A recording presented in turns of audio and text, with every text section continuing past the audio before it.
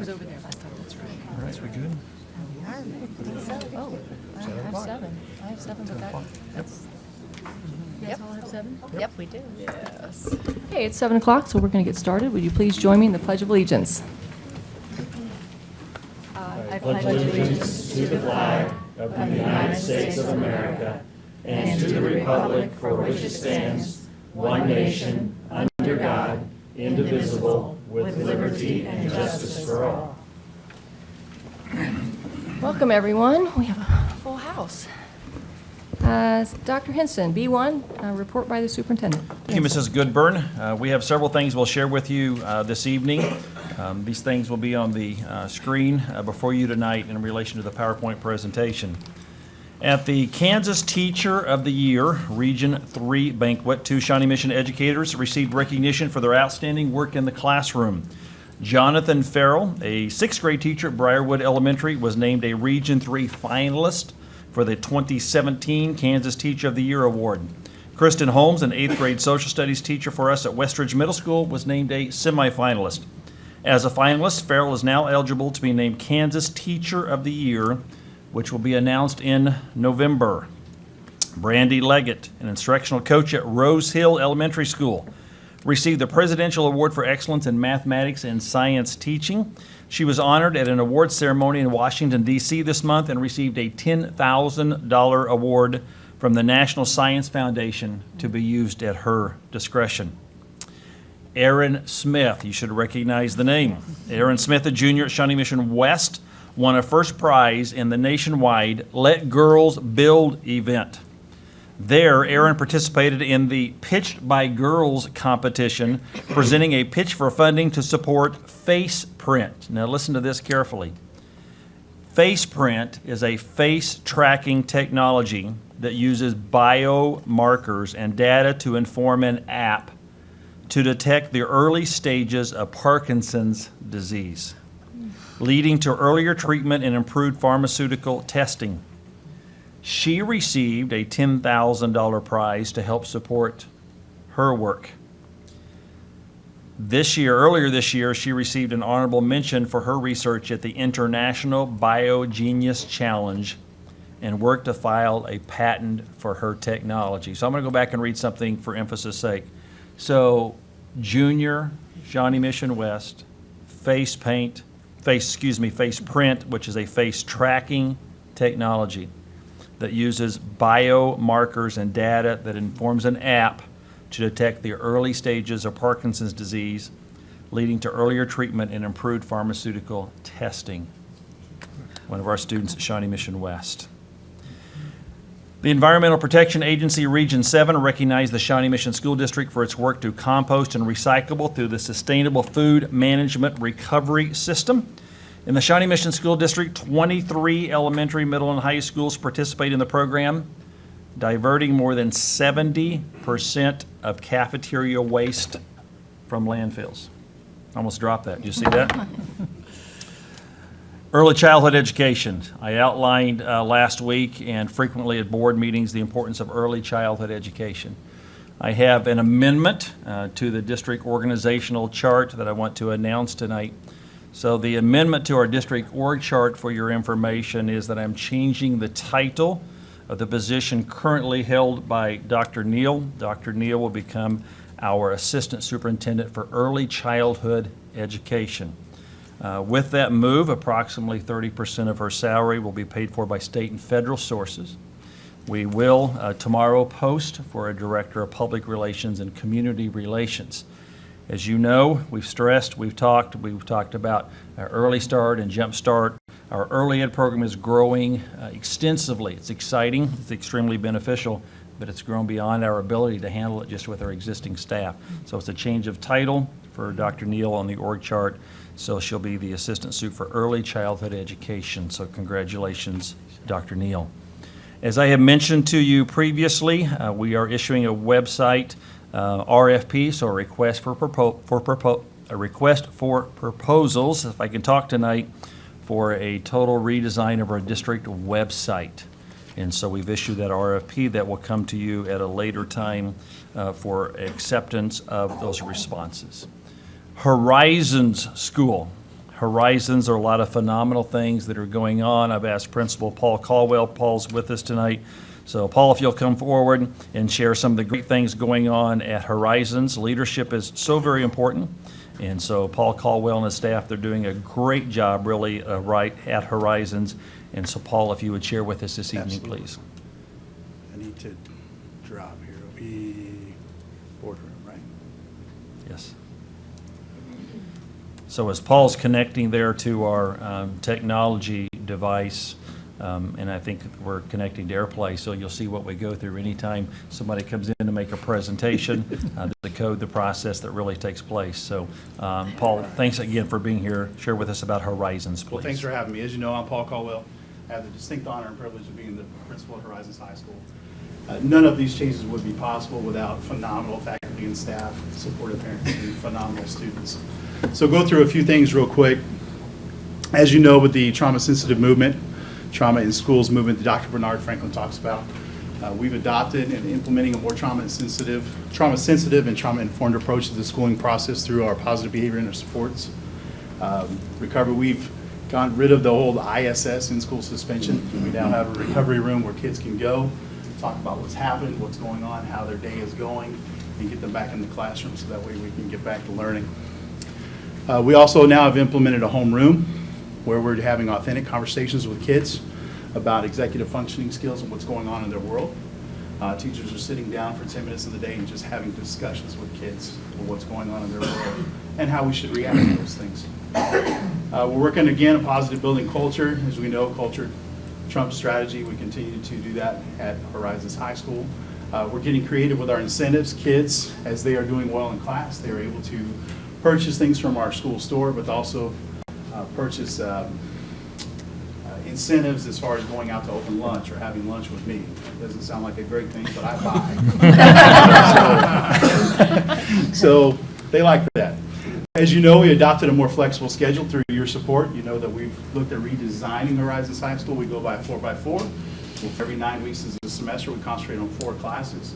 We meet for approximately 80 minutes each of those classes. Allows for us to increase our time with kids, our face time, also engagement, as well as our academic success. We adopted Edgenuity, as you all know. We have one of the 7 kids in the district that has completed already a course. We're very, very excited about that. Hopefully many, many more will happen. Also allows for increased graduation opportunities. So kids can graduate in October, December, March, and May as we finish. I have about almost 10 kids that potentially can finish in October. And so we're pretty excited about that. We also obviously increase our focus on the 3 R's, rigor, relevance, and relationships, as well as the Kansas College Career Ready skills. We're doing a lot of instructional-based things, strategies based on data. We'll be participating in the October 19th test day. We'll be doing the PSAT, ACT. We obviously continue to do the MAP, the KCA. We do a lot of formative growth. We look at formative and summative comparison to see where kids are growing. Sometimes we don't have those other data points to look at, so we're looking at growth. And then, of course, we're working with Johnson County Community College and Kansas City Community College. We took a tour last year, took anybody who was close to graduation to Johnson County Community College, hung out there. We're going to do the same thing with Johnson County Community College, but we're also going to do the same thing with Kansas City Community College. We formed a relationship there. Many local businesses we've talked to. We brought in the mayor with Joan Levinson and her work with landscaping. We brought in the mayor of Mission to talk about landscaping at Horizons and what that's going to look like in the mission and vision of the city of Mission.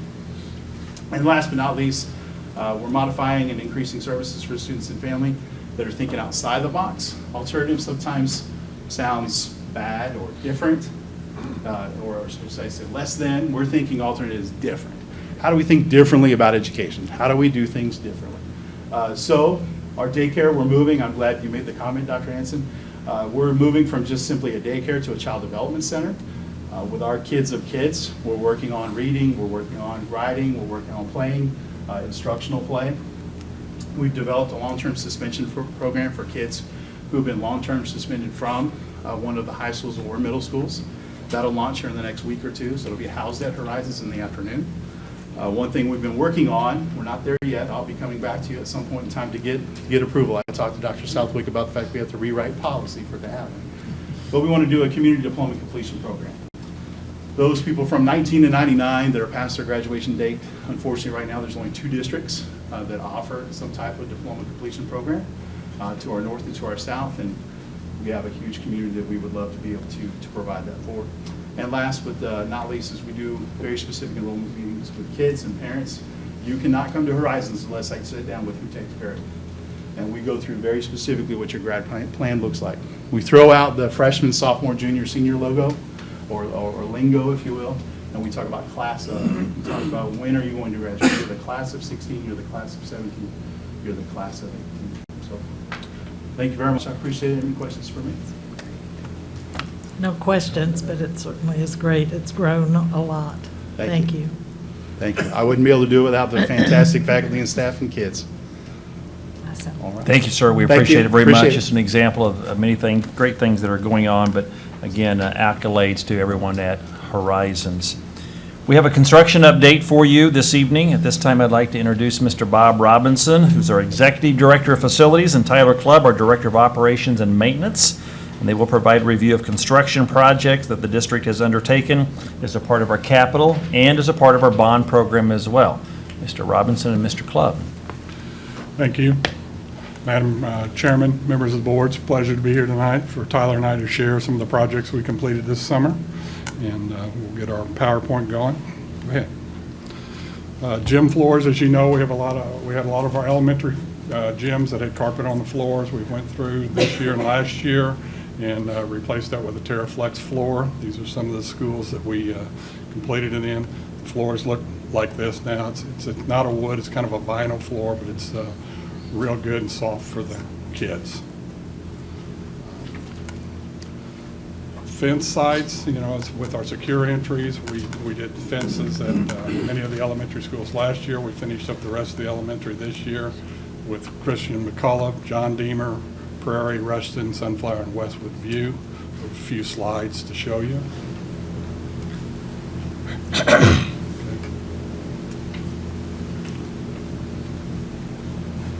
Sprinkler systems, we had Christian McCullough. We did the secure entry last year. Part of that was they required us to do a sprinkler system in that school.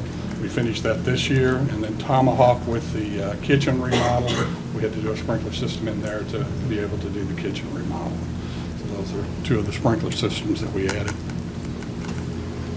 New roofs, Santa Fe, Blue Jacket, Flint, Sunflower. We did roof replacements. We did some roof repairs at numerous other sites also. Some pictures of Tomahawk's kitchen remodel.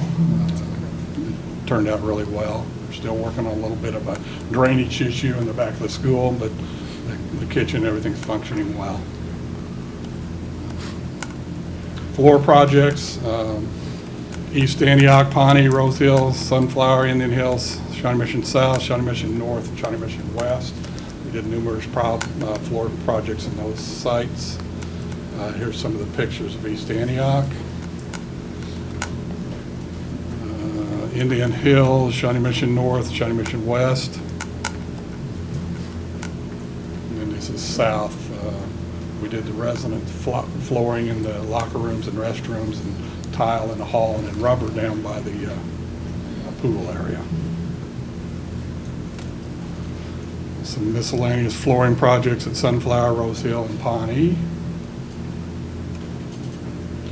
Trailers, as you know, the Neiman trailer had to be removed this year. Actually, I think we put that 1 year longer than we should, but we finally got it removed. And while we were removing that one, we had a unit at Comanche that had been just used for storage, so we got rid of that unit also. So right now we are trailer mobile free. Shawnee Mission North Library, remodeled the library. Some of the furniture just showed up this week, so we don't have pictures of all of the furnishings. But if you have not, Thursday, if you have not had a chance to go out there and take a look at it, you need to get by and take a look at what we did there. New buildings under construction, Briarwood, Trailwood. We're moving into those 2 areas over Christmas break. Crestview will be at spring break. Benninghoven will be next year. Center for Academic Achievement sometime March, April. As if you talk to me or the superintendent. Operation and maintenance, we're just in the planning stages. Shawnee Mission West New Elementary School, we've got the property purchased. We're starting to design work on that. Aquatic Center, we're in design phase of that also. Hope to start on that sometime yet this school year, both of those projects.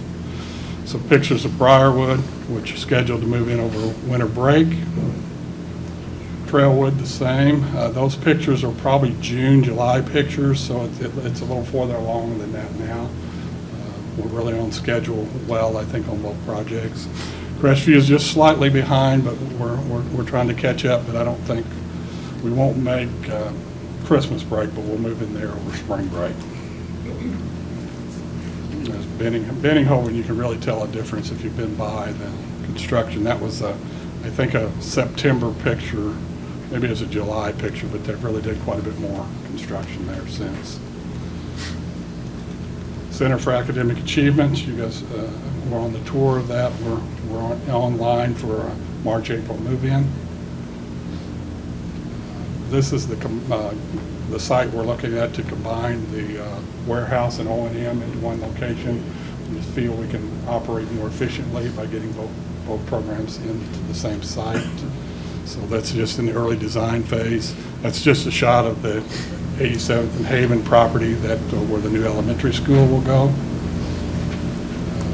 That's a picture of the Aquatic Center site, which is off 87th and Winchester. We're through the design phases of that. Hopefully get something to the city soon to planning. The Shawnee, we demoed the building and finished the parking this summer and the athletic fields there in front. Santa Fe Trail, we did some tuck pointing. HVAC upgrades at Comanche, East Antioch, Santa Fe, Sunflower, Shawnee Mission East, and Shawnee Mission North. Shawnee Mission East Antioch, there we replaced rooftop units. And then Santa Fe Trail, the same. And then Shawnee Mission North, we pretty well gutted out the classroom wings in both north and east, had all the drop ceilings out, put new piping and everything in that. It was quite a project for this summer, but it came together well. Some more pictures of north. That's kind of the picture there on the right shows you how all the ceilings being out of the hallway and some additional wiring and stuff we had to deal with up in the ceiling cavity. It's probably a better shot there of east. It's just kind of a tangle over the years. Just with wiring put in, it becomes a mess to deal with. All that had to be cleaned back up when we went back together. Additional shot of some equipment at east.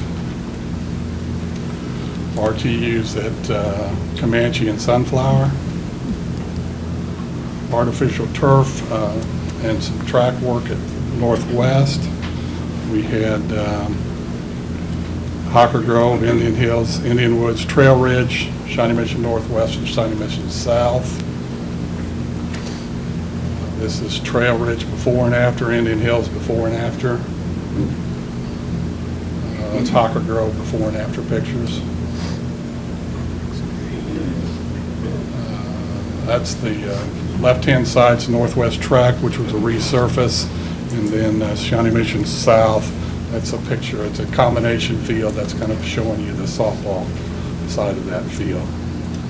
That project is not finished up. We've been having a little trouble with weather, and we're a little bit behind on that project, but it's hopefully will get completed soon.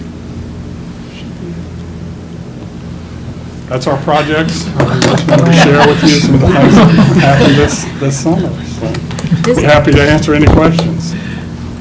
When do you start the South Stadium? We've got if you approve it tonight, as soon as we get a permit, we'll be ready to start, hopefully within 2 weeks. Have you all slept this summer at all? When we put the slides together, it just seemed more than, as we were doing the work, it didn't seem quite as much. But when we stopped to take a look, it was a little bit more than we thought. So. Then you felt really tired, right, after you looked at all of those slides. That's an immense amount of work that you've done over this summer. Awesome. Thank you. So remind you, we're able to fulfill the obligation to our community through capital projects and through bond and interest. We'll talk a little bit more about bonds later in our agenda tonight. All of these projects are funded locally. We don't receive any state money for these projects at all.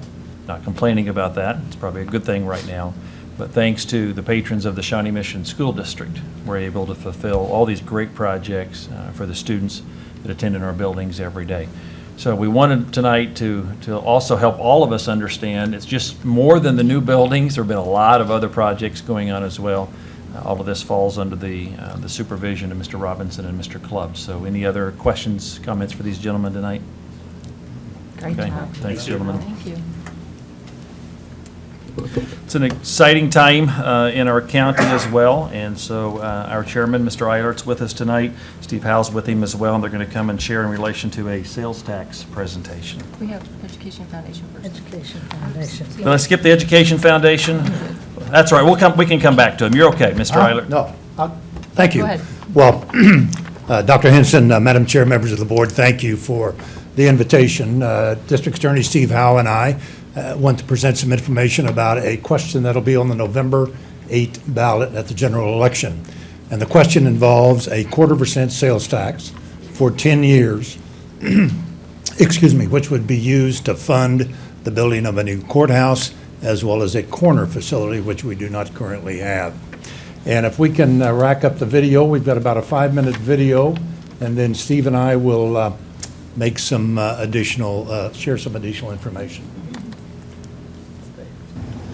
There's nothing new about the Johnson County Courthouse. Serious talk about replacing this building isn't new either. It was built well over 60 years ago, and even though it's been expanded 3 times and updated at least 7, problems with the building persist. Those problems include 1, safety and security, 2, a decaying structure with outdated technology, and 3, accessibility for people with disabilities. We begin with safety and security. The Johnson County Courthouse is laid out in such a way that forces inmates to use public hallways. The sheriff's office has to stretch manpower to keep them separated from the public. And when a defendant is free on bail, there's even more of a chance they'll encounter their victim in the hall. Based on the current configuration of the courthouse, we cannot prevent that from happening. And it's unfortunate because it's intimidating to those individuals. The layout of the courthouse also doesn't allow for secured waiting areas for victims. That's something this crime victim could have used. She describes a close encounter in the hall with her attacker. It's completely uncomfortable. It's scary. It's not anything you want to go through, especially after everything you've already gone through, and being nervous of them walking by you is just awful. It's awful. The concerns about a safe environment go beyond crime victims. Any registered voter in the county can be called to jury duty. But in some cases, violent offenders wait in rooms like this, just a few feet away from where the jury decides their fate. The defendant comes out of here, and the jury comes out of here. And we're all in the same little area. Sheriff's deputies have to go to great lengths to make sure jurors and defendants don't bump into each other. I've had a number of jurors after trials indicate that, based on the current configuration of the courthouse, that they felt extremely uncomfortable having to have so much direct contact with dangerous individuals. Then there's the security of the over 400,000 people who pass through here in a given year. We don't want to have to wait till tragedy happens to convince everyone that it's time for a new courthouse. Next, we look at the building's decaying infrastructure and outdated technology. Crumbling walls, walls separating from windows, and a crack in an outside wall that starts in the foundation and stretches all the way to the roof. Water often leaks from ceilings and leads to additional concerns, like potential mold. Only 3 of 23 courtrooms have modern audiovisual equipment. The other 20 rely on electronics that in some cases date back to the 80s, like these boom boxes. If a new courthouse isn't built, the county would have to do a major remodel to bring those 20 courtrooms into the 21st century. You basically have to gut it all the way down to the pillars and columns before you can put in the technology and run all the cabling and wire. Finally, we take a look at all the courthouse's problems with accessibility. The vast majority of courtrooms in this courthouse are not set up to allow a person with disabilities to come into the courtroom and testify. Most doorways are too narrow. It's hard for someone in a wheelchair to wheel themselves through without crushing their fingers. This man had to balance himself on his crutches while he opened his own door. We don't have enough space to have a ramp. We don't have enough space to cut down the jury boxes and make them flat and expand them. County leaders are also considering the need for a new coroner facility. I've been involved with the coroner's office in Johnson County for about the last 20 years. During all of those 20 years, we have rented facilities from other people in order to do our autopsies. Right now, investigations of suspicious deaths in Johnson County take place in Wyandotte County at this privately owned lab. Johnson County investigators can't obtain and process DNA and trace evidence here. We do not have a facility that is designed to take full advantage of 21st century forensic science. Johnson County is also trying to keep pace with 21st century demographic trends. The courthouse opened in 1952 to serve a population of just under 63,000. Today, the county has well over 500,000 residents. The county's plan for a new courthouse looks like this.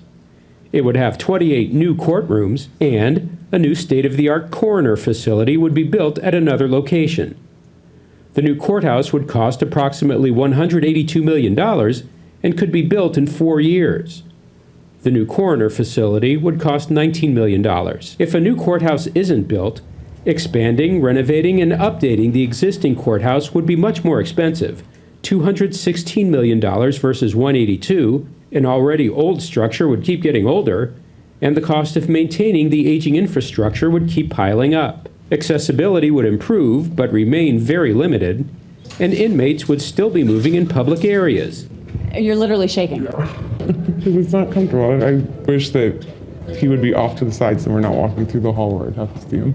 We want to have an appropriate, safe courthouse for everybody that comes to the courts, whether it's jurors or the public or people coming to do their business. Whatever Johnson County residents decide about the future of their courthouse, it remains a vital cornerstone to American democracy. For Johnson County government, I'm Eric Schultz.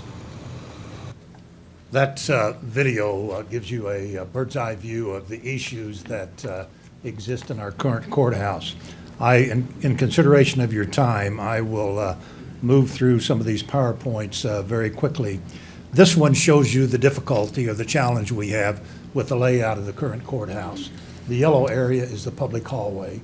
The pink areas are the courts. You cannot not avoid mixing prisoners, victims, jurors, and defendants who are out on bail from using the same public hallways. This is the site plan for a new courthouse. It would be built immediately north of the current structure on the other side of Santa Fe in downtown Olathe. Area number 1 is the site for the new courthouse. Area number 2 is where the existing courthouse is. It would be torn down, and that would become public open space or potential future parking space. To put it in, help you with the location, area number 3 is the Olathe City Hall. So it's immediately west of the Olathe City Hall. As indicated in the video, $182 million new construction cost. It would take approximately 4 years to build, and we would be able to address all the issues that we currently face in the existing courthouse, including a different floor plan like this potentially, which would eliminate and keep the prisoners completely away from the public. Again, the yellow would be the public access, pink is the courtrooms. If you look closely between the pink areas, there's a green area. Those would be secure elevators that would move from a underground level in the new courthouse up to each floor, and at each exit from the elevator would be a secure holding area for the prisoners. The public never would see them until they entered the courtroom.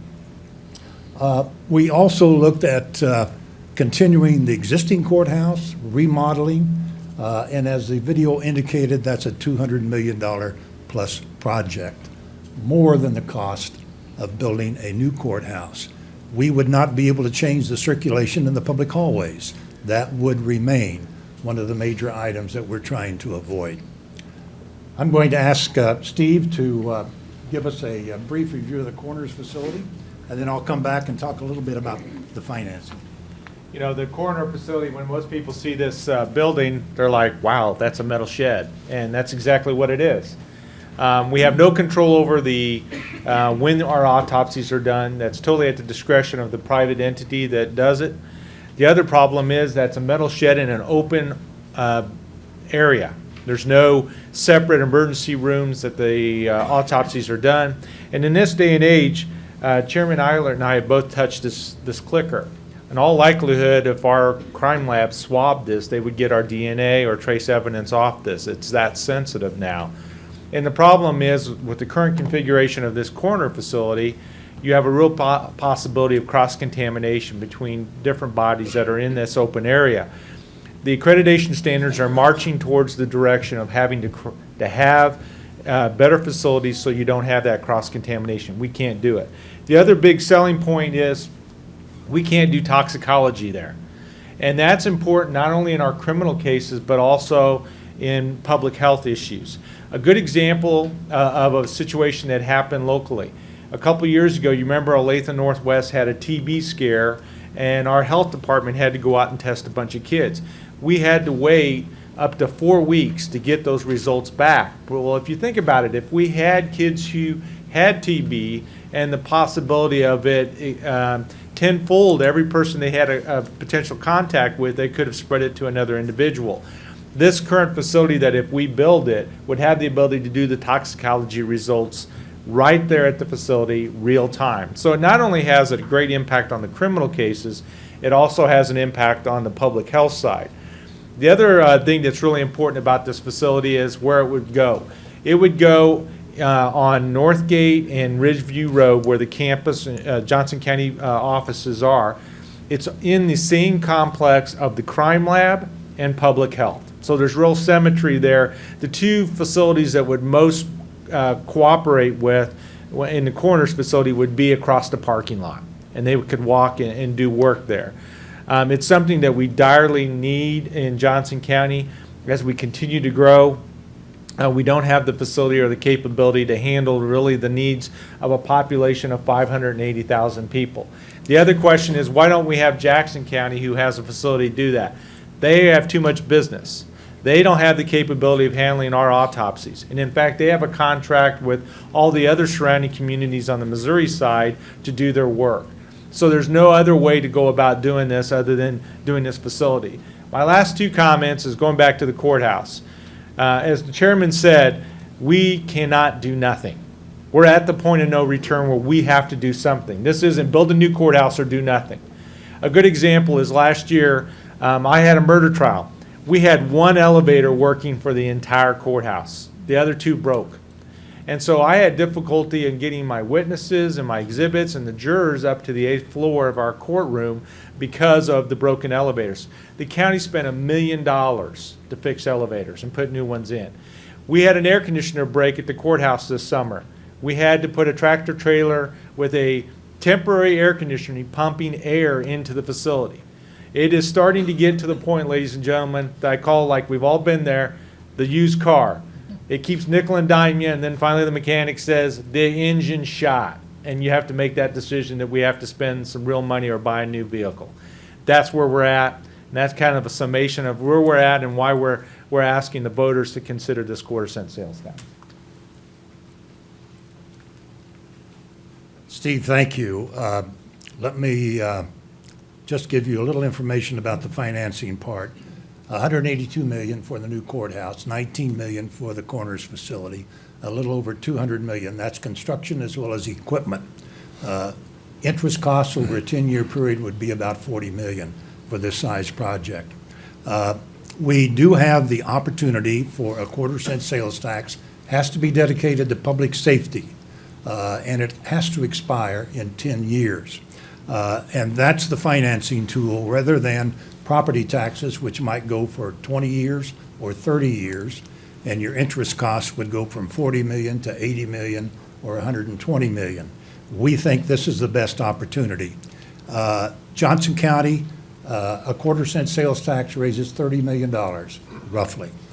State statute requires that we have to share about a third of that with our cities. So the county would have $20 million a year to apply towards these projects. One feature of the sales tax in Johnson County, about 22% of the sales tax is paid by visitors to the county for one reason or another. If we used a property tax, only Johnson County property taxpayers would pay that. Property taxes around the county vary from city to city, but they're usually about 8.5%, 8.75% up to 9.5%, 9.75%. So an additional quarter cent, what does that mean? Well, on that $400 TV, it would cost you an extra $1. And on that very expensive refrigerator, close to $1,000, it would cost you about $2.25. One of the big concerns is a large ticket vendor, such as automobiles. On a $30,000 automobile, an additional quarter cent would mean $75. I don't think that would inhibit anyone who's looking at that value of a vehicle from purchasing that vehicle. Here's a slide showing the breakdown over 10 years, the revenue that the cities would share. Here's a total review of the operating, including operating costs of a new courthouse versus renovating the existing courthouse. And as you can see, just the operating cost alone would cost about $2 million a year more to operate the existing courthouse than a new one because of the advanced construction, technology, HVAC, all of those things. We are having tours of the courthouse. If you want to take a tour and you haven't been there, since you got a marriage license, or at the other end of the spectrum, since you dissolved the marriage, you can call this number and we'll be glad to have you go on the tour with us. This is a website, JOCO, publicsafety.org. This presentation, it's in its entirety, and other information is available if you want to go to this website and secure that information. So, thank you very much. Appreciate your time. If there's a question or two, we'll be glad to try to answer. Two quick ones. Number one, cost of the land, and the other one is, where on the ballot is it going to be? Well, the cost of the land, there will be no cost. The county already owns the land for the Corners facility, and we are negotiating with the city of Olathe, and we believe that we'll be able to use the land that they'll provide. The question is the last one on the ballot, the very bottom of the ballot. So if you want to vote yes, you've got to go clear to the bottom of the ballot, and that's where you'll find this question. So thank you, Brad. Good question. Well, thank you all very much. Appreciate your time. Thank you. Thank you for coming. Okay, we're going to skip back up to C1, which is Shawnee Mission Education Foundation presentation by Executive Director Kim Hinkle. Thank you, Mrs. Goodburn. I won't take up much time. I just want to give you a very quick update on a very successful fall breakfast. So it was just last Thursday, and we're still calculating a couple minor expenses, but we are happy to announce that we surpassed our goal by 40%. And so I'm looking forward to working with our district colleagues to find a really great project to spend that money. So that's the fun stuff that's coming up. I really want to thank all of you for being so supportive of the breakfast, for attending, for encouraging your colleagues to sponsor and attend. We really, really appreciate that. And I also want to thank the communications and information communications team with the district, because they, of course, make the breakfast go, and it's so wonderful and beautiful because of all of their hard work. So we took Friday to kind of regroup, and it's Monday now, and so we're planning for next year. It'll be our 25th annual fall breakfast, so look forward to that. We're excited, and thank you very much. It's a great event. Thank you. Okay, C3, school finance presentation, Dr. Hanson? We're still trying to recover from, we're planning for next year's breakfast, but I'm still trying to recover from last year's breakfast, but anyway. Dr. Stuart Little and Fred Logan are with us this evening. Mr. Logan, if you would approach the podium tonight. You'll see on the headline here, we're really going to look at school finance from 1992 through 2016, talk about the future as well. So, Mr. Logan, I'll turn the podium to you, sir. Thank you. Thank you, Dr. Henson, Madam Chair, and members of the board. I'm pleased to have an opportunity to talk to you this evening about school finance, and what I want to emphasize is that this is a legal analysis. This is not my opinions. I have a lot of opinions in this arena. Some of you have heard them before. That's not what I'm here about. You're not going to hear about what I think the court should have done in Montoy 3 or Gannon 1 or anything else. I'm going to just give you a straight legal analysis. When I feel compelled to offer an opinion about something, I'll try to tell you that it's an opinion. There are, and this is an opinion here, there are many myths about Kansas, about crafting a Kansas school finance formula. And so I hope I provide you the information tonight to explode some of those myths. The simple fact of the matter is that the Kansas legislature, when it recrafts a formula this spring, and as you will find out, they will definitely recraft a formula this spring, they have very broad authority to do that. The court has never said, here is what you must do when you craft a formula. That just simply hasn't happened. Also, local authority is constitutionally permissible, and we're going to talk about the circumstances when it is. And I would argue, and this is an opinion, that it was a crucial component of the 1992 formula, and it will be a critical component to the success of a new formula going forward.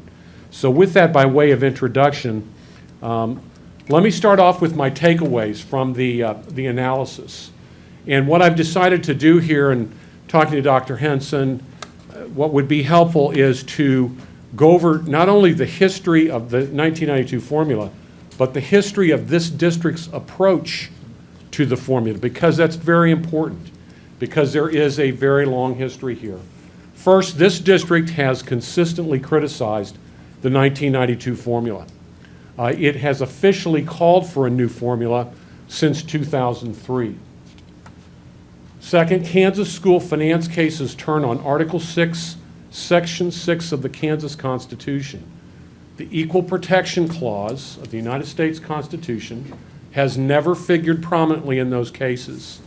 So when a discussion comes up about Kansas school finance, so frequently somebody will say, well, that's a problem under the Equal Protection Clause. No, it's not, because that has never figured prominently in the cases, and you'll see that when I get to the analysis.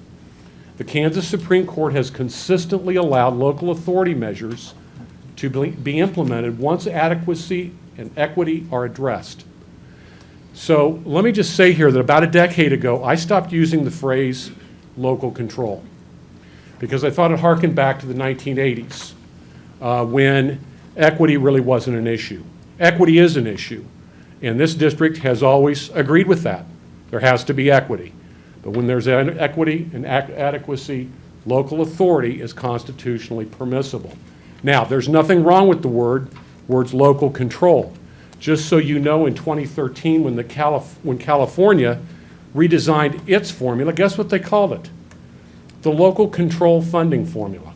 So go figure, it's okay in California. The next, local authority measures have been critical to this district under the 92 formula. I don't think any of you up there would disagree with that. Here's an opinion, but it's based on my analysis, my reading of the briefs, and then watching the oral argument the other day. I think it is likely that the Kansas Supreme Court will enter a substantial adequacy judgment in Gannon 4, but perhaps not at the level that has been frequently reported. We've seen some very big numbers predicted. There's no way to predict what that number might be, in my opinion. But it could be lower than the numbers that are typically thrown around. It's also possible that the matter could be remanded to the trial court for further findings. I think that's unlikely, but I believe after watching the oral argument, there's definitely a basis for doing that. And then this, I think, is not a matter of opinion. The Kansas legislature will write and adopt a new school finance formula in the 2017 legislative session. So now we're going to go take a little walk through history. First, let's go back to 1992. You've got the new school finance formula. It imposed a statewide mill levy of 35 mills. There were 4 weightings: at risk, transportation, low enrollment, and bilingual. The local option budget concept was introduced. It was described as possibly providing for enhancements, but basically it was always just designed to get districts to even. Never did anything more than that. It was almost a hold harmless type provision. A comment about the weightings, because that's going to figure into discussions about a new formula. You see there are 4 weightings. There are now 14, or there were 14 when it was repealed in 2015. There's nothing wrong with weightings. Okay, I want to be very clear about that. Some states use weightings, some states don't. Weightings can be abused. They can be the subject of political maneuvering. To me, the question is, are the definitions sound? For example, does your definition of an at-risk student treat a student at Hawker Grove Middle School the same as, say, an at-risk student in the Wichita School District? If the answer to that is no, there should be some very, very good reasons for that and some sound data on which to support that. If there's a special education student at Shawnee Elementary School, is that special education student treated the same under the special education formulation as a special education student, for example, at an elementary school in the Kansas City, Kansas School District? And again, if the answer is no, there should be some support for that. So the only thing I would say about the weightings is you think about what you would like to see as a new school finance formula is crafted is how are they defined? What's the basis for them? So in 1994, US 229 versus state, the school finance formula was upheld. The Kansas Supreme Court expressed great deference to the legislature, and the court explicitly rejected equal protection arguments.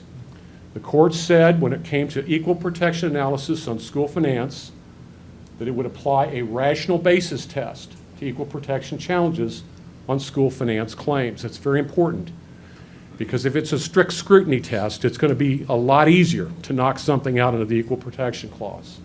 If it's a rational basis test, then it's going to be easier to defeat an equal protection challenge. So that's why I have said it's important to note the equal protection clause of the United States Constitution has never figured prominently in these cases. Article 6, Section 6 of the Kansas Constitution is key. So let's take a look at it. It's pretty simple. The legislature shall make suitable provision for finance of the educational interests of the state. Out of that, the court has to construe that both with respect to equity issues and adequacy issues. And it's done that with respect to equity. It's done it with respect to adequacy, but not with respect to a number in Gannon on adequacy. But that's the key sentence that we're talking about right there. In 1999, just 7 years after the adoption of the 92 formula, 6 years basically after it was effective, the Montoy litigation was filed. In 2003, Montoy 1 got before the Kansas Supreme Court. In that instance, the district court had granted summary judgment to the state based on the previous ruling in 94. The Kansas Supreme Court reversed, found that plaintiffs had sufficiently raised issues involving capital outlay, special education excess costs, and general supervision responsibilities of the State Board of Education in setting standards. In 2003, this board officially called for a new formula and actually proposed a new formula of its own, which actually got some legs in the legislature a little bit, but like so many things pertaining to school finance, kind of just withered away. At the same time, the Committee for Excellence presented testimony to the governor's Education Policy Task Force. And in their testimony to that group out of Johnson County Community College, they condemned the existing finance formula, and they said in practice the formula had a profoundly anti-public education impact. And the reason that the Committee for Excellence made that argument was that it was their argument that the 1992 formula pitted school districts against one another. That school districts under that formula were constantly fighting one another. And instead of fighting to advance all schools. They were fighting to advance themselves either under a weighting or some other element of it. January 3, 2005, Montoy 2 comes back. The Kansas Supreme Court reversed the district court's finding that the formulas that stood then violated the Equal Protection Clause. So remember what I said. Equal protection has never figured prominently in Kansas school finance cases. It also reversed a district court finding that the formula had a disparate impact on minorities in other classes. But it found under Article 6, Section 6 of the Constitution that the standard of providing a suitable education was not being met. What the court said was the issue of suitability is not stagnant, but requires monitoring. So what they were saying was, look, we looked at this in '94, things have changed, it has to advance, and so we're going to take a look at it. The court noted changes made by the legislature since '92. You'll remember that I said that originally the state set a statewide mill levy of 35 mills.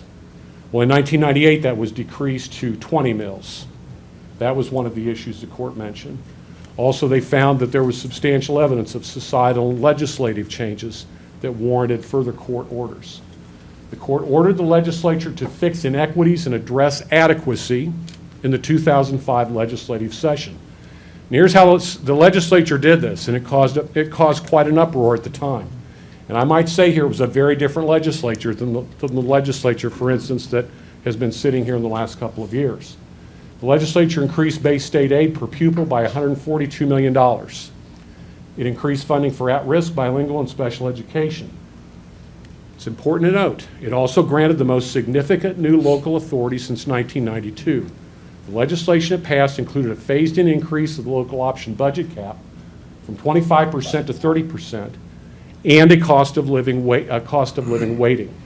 The Supreme Court found the legislative actions insufficient. So in other words, all of that I just listed, they found it insufficient to bring it into compliance.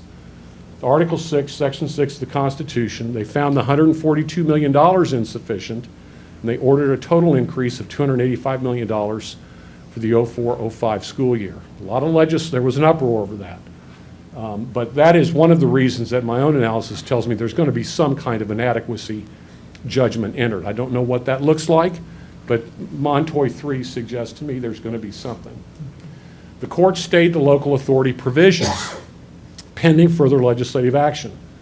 However, it said this: we fully acknowledge that once the legislature has provided suitable funding for the state school system, there may be nothing in the Constitution that prevents the legislature from allowing school districts to raise additional funds for enhancement to the constitutionally adequate education already provided. At least to the extent that funding remains constitutionally equalized, local assessments for this purpose may be permissible. When people say the court doesn't want local authority, that just simply doesn't follow from what the court has said in these cases. So June 2005, the legislature goes into special session. It votes $147 million in additional funding. The $147 million sum includes equalization funding for the LOB. After the special session, the Kansas Supreme Court lifts the stay on the phased-in increases on the local option budget. It continues to stay on the cost of living weighting pending the outcome of the 2006 session. Some commentators thought the court would strike down the cost of living weighting. But Montoy 4, July 28, 2006, the legislature approves additional funding. It provides, as the court says, for increased funding of $755 million over the next 4 years. You can read where the funding went. The court found the legislature in substantial compliance, and it dismissed the case. It also lifted the stay on the cost of living weighting. The court has never struck down a local authority provision. It just simply hasn't happened. It's an important part of that formula. It will be an important part of the formula crafted by the legislature this spring. The court said this about equity. Equity does not require the legislature to provide equal funding for each student of a school district. What is required is an equitable and fair distribution of the funding to provide an opportunity for every student to obtain a suitable education. So, opinion. The court is saying it doesn't have to be equal. The court is saying it doesn't have to be a cookie cutter education throughout the state. There can be differences. There could be something that one district does that's different than another district. That's not a problem with equity. If something just happens to benefit, say, the Shawnee Mission School District, that is not something that offends equity. Equity is this definition. Is there an equitable and fair distribution of the funding to provide an opportunity for every student to obtain a suitable education? 2008-9, Great Recession. So some cuts are imposed by both the legislature and Governor Parkinson, and the targets that were mentioned are not met. 2010, this board adopted guiding principles for school finance. The Committee for Excellence adopted them, the Blue Valley School Board, Olathe School Board, and 5 chambers of commerce.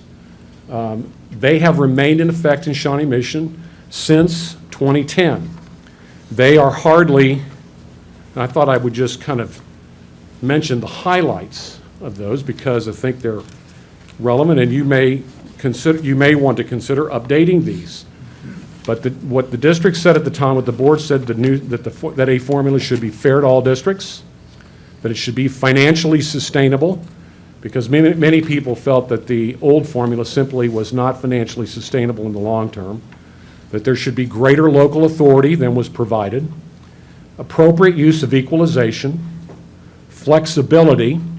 In other words, why should a school district be so limited in how it spends its funds? What offends equity or the Constitution to give you, as elected school board members and your administrators here, the opportunity to decide how these funds are going to be spent?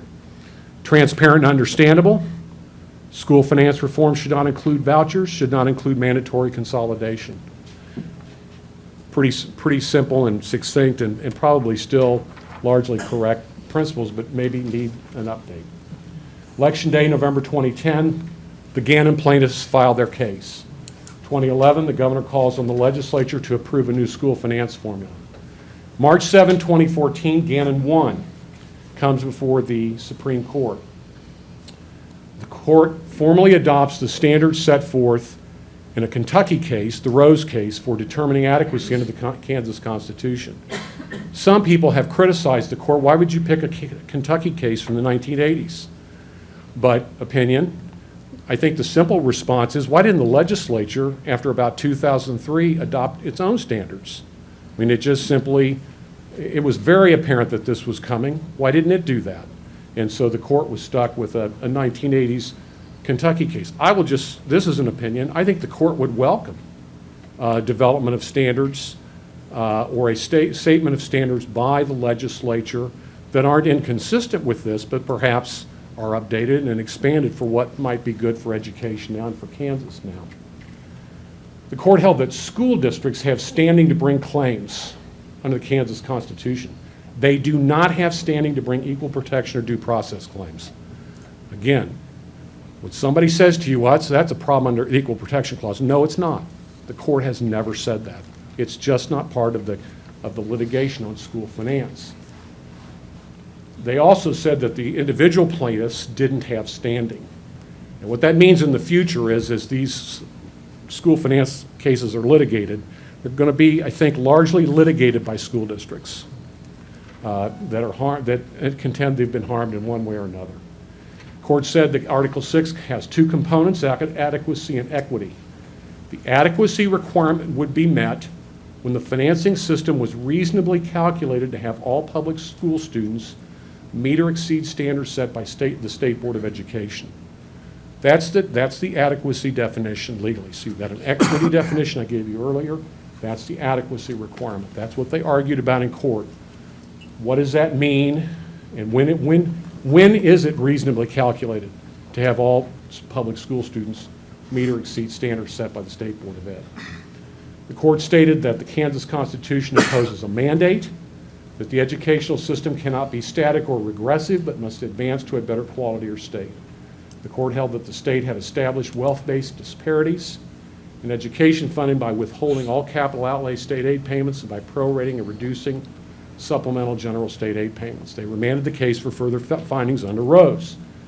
2014 session of the legislature, Additional local authority measures authorized, an LOB increase.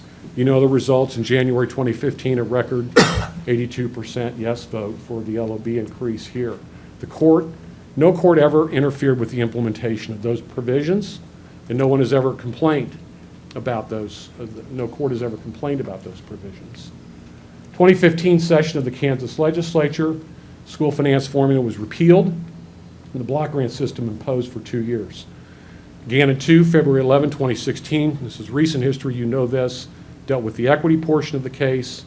Court found that the problems had not been resolved by the legislature, and the legislature was ordered to fix the inequities. May 27, Gannon 3, court found constitutional inequities still exist with respect to capital outlay. Ordered the legislature to fix the inequities, otherwise schools would not be funded for the coming year and accordingly would not open. June 2016, legislature is called into a special session.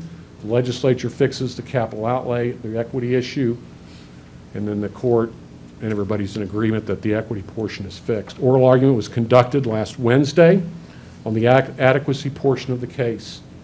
I think if it goes like Montoy did and like an earlier Gannon decision, look for a decision on the adequacy part of this in January. I say this as a flat statement of fact, a new school finance formula will be written and adopted by the 2017 legislature. The block grant system, Justice Biles asked and all parties confirmed, it has a self-executing provision where it goes out of existence at the end of June anyway. But if the legislature tried to extend it, there's not a doubt in my mind the court would strike it down. So there will be a new formula that will be drafted this spring, and I suspect that the adequacy decision and the formula will be handled in tandem. So Madam Chair and members of the board, and Dr. Henson, Dr. Southwick, and all, that's my presentation on this. Are there any questions? I have a question Deb? for you, Mr. Logan. There was 4 state organizations, educational organizations that came together and made a presentation, and I'm just wondering about your assessment of that. That I think you're talking about the recent proposal that was made by KSB and Yes. some school administrators. So I need to be really blunt here. I was very disappointed by what I saw. First of all, it seemed to me to be largely a repackaging and a renaming of the old formula. And this board and this school district have been opposed to the old formula since 1992. Don't think they're going to want to see it merely renamed and repackaged and offered again. Sometimes it's repackaged with new names or new phrases, and then sometimes explicitly not. I mean, they just simply say, well, the old low enrollment weighting should be included, or this weighting should be included. But it is not, in my view, it is not a new formula. It's a repackaging of the old formula. The second part that I found particularly disappointing was this sentence.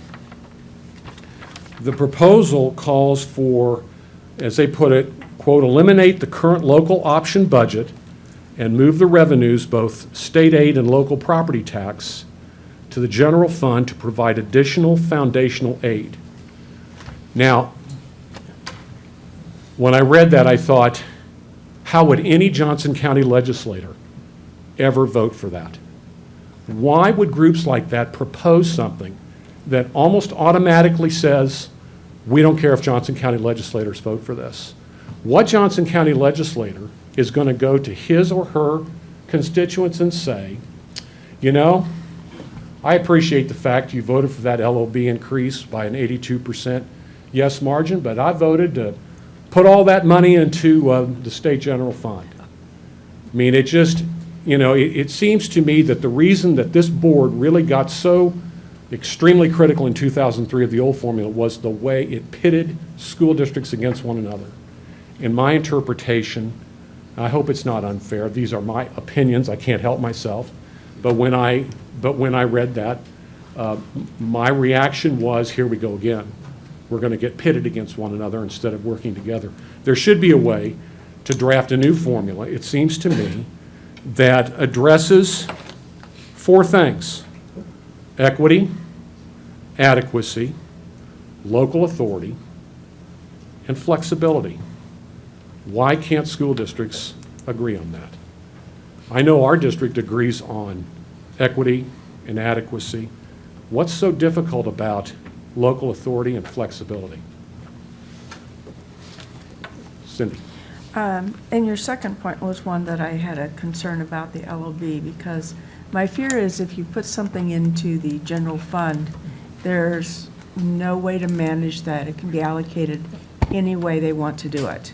And so, and it may not be education. That's right. And if that money is to go to education and our patrons voted for that to go to the LOB, it needs to stay in the educational arena and not be used for other programs that are out there. Not that I'm opposed to any of the programs, but that's how it was designated, and it should stay there. Yeah, I think, you know, to their credit, they said to provide additional foundation aid, but they said it goes to the general fund, and your point is correct. What's to stop the legislature then from redirecting those funds elsewhere? It's a proposal made by these education groups that, in my opinion, no Johnson County legislator could vote for. And it's not a good start. I thank you very much. Thanks. Dr. Little.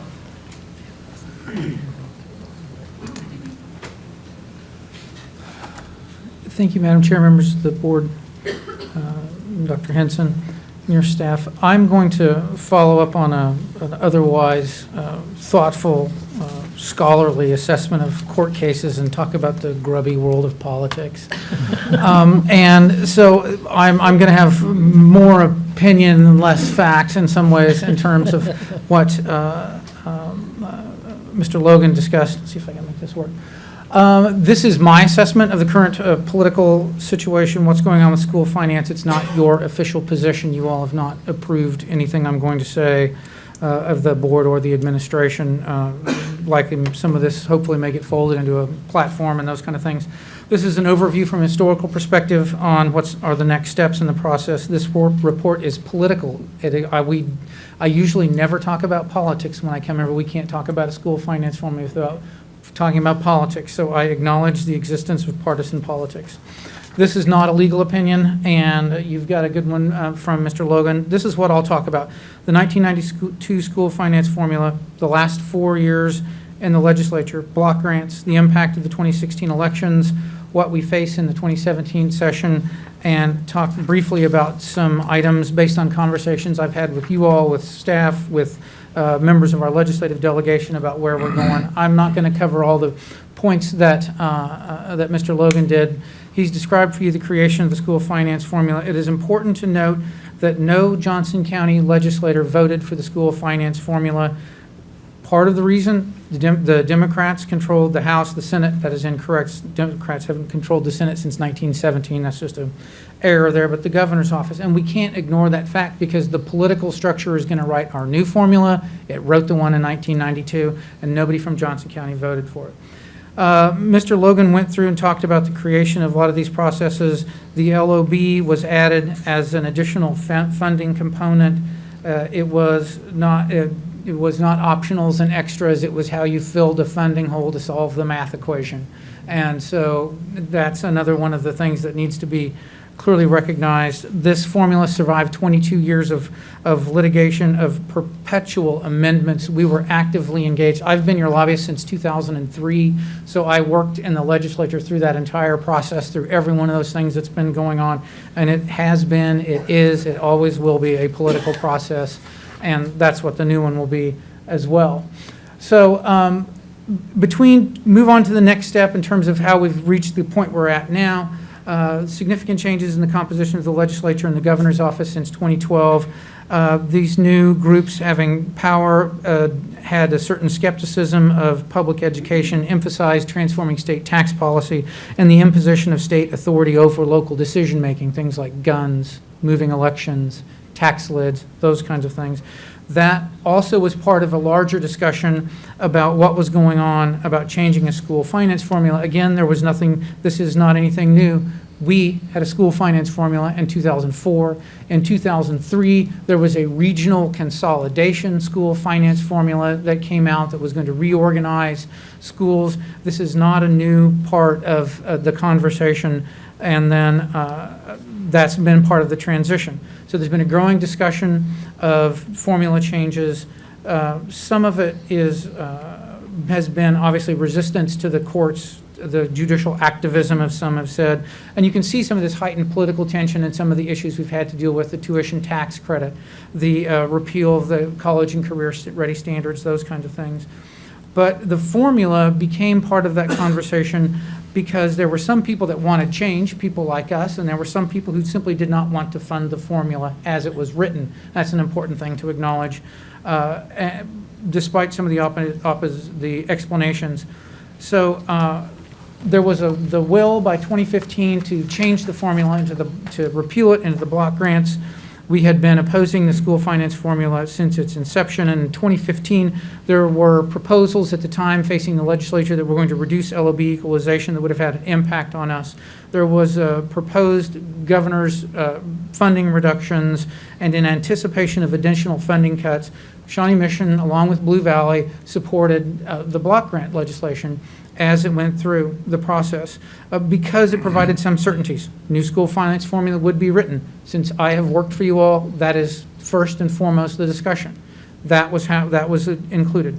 The likelihood that additional budget cuts would be reduced because you had the buy-in of political leadership, the buy-in of the governor, this is the way to go, and that's what we were going to do. There was also completely open-eyed recognition that this was not perfect. It would not account, for example, for increased student population. Every one of these things was true. We're going to get a new school finance formula.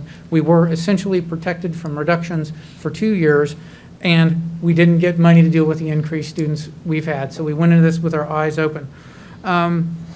There is some comment to be made here about those who would argue that what we just need to do is just fund the formula. That's not what you all and the patrons you represent have been asking for in the time that I've represented you, and that runs contrary to the position that we've had in terms of changing the formula. And in part, our opposition has always been that the per pupil funding, that the way the formula is structured keeps us and has always kept us in the bottom 5 or 10% of those funding, of that funding. So the 2016 elections, I'm going to talk a little bit about election outcomes. This is descriptive. It's not opposition or support for any candidate or party. There are obviously a tremendous number of changes that have even come in our community here, and more likely to come after the general election in November.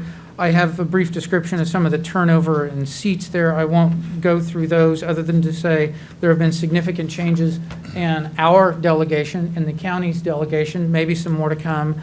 Probably the most important factor as I'm talking with people about what's coming is I say I have no idea, because it'll depend on what happens in November, and more importantly, even as secondarily as exciting as November 8th is December 5th, when we'll have leadership elections in Topeka. The newly elected legislature will show up, we'll pick leadership, and then we'll find out who are going to be committee chairs, committee assignments. Education committee in the Senate is may be completely decimated. Everybody knew there are already 3 new people, the chair, the vice chair, and a senator from here in Johnson County were defeated, won't be coming back.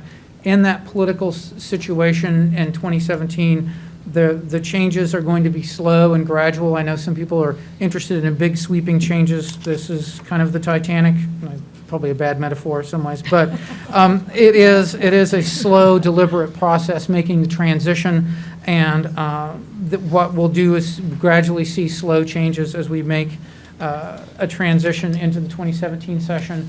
I will mention what's happening, I think, as Mr. Logan has described for you. We will have the Supreme Court's opinion on adequacy and equity at that point. We'll be dealing with new legislators, new leadership, new committees. There are some issues with regard to the school finance formula. Who's going to write the formula first and foremost? That's a big deal. Will that be done through the education system? Will that be done through the budget systems where the block grant came from? Will there be a special committee designed to do that? How that happens has an impact. And so that's something that we'll talk about, what we think is best for us, and be talking to our delegation about that.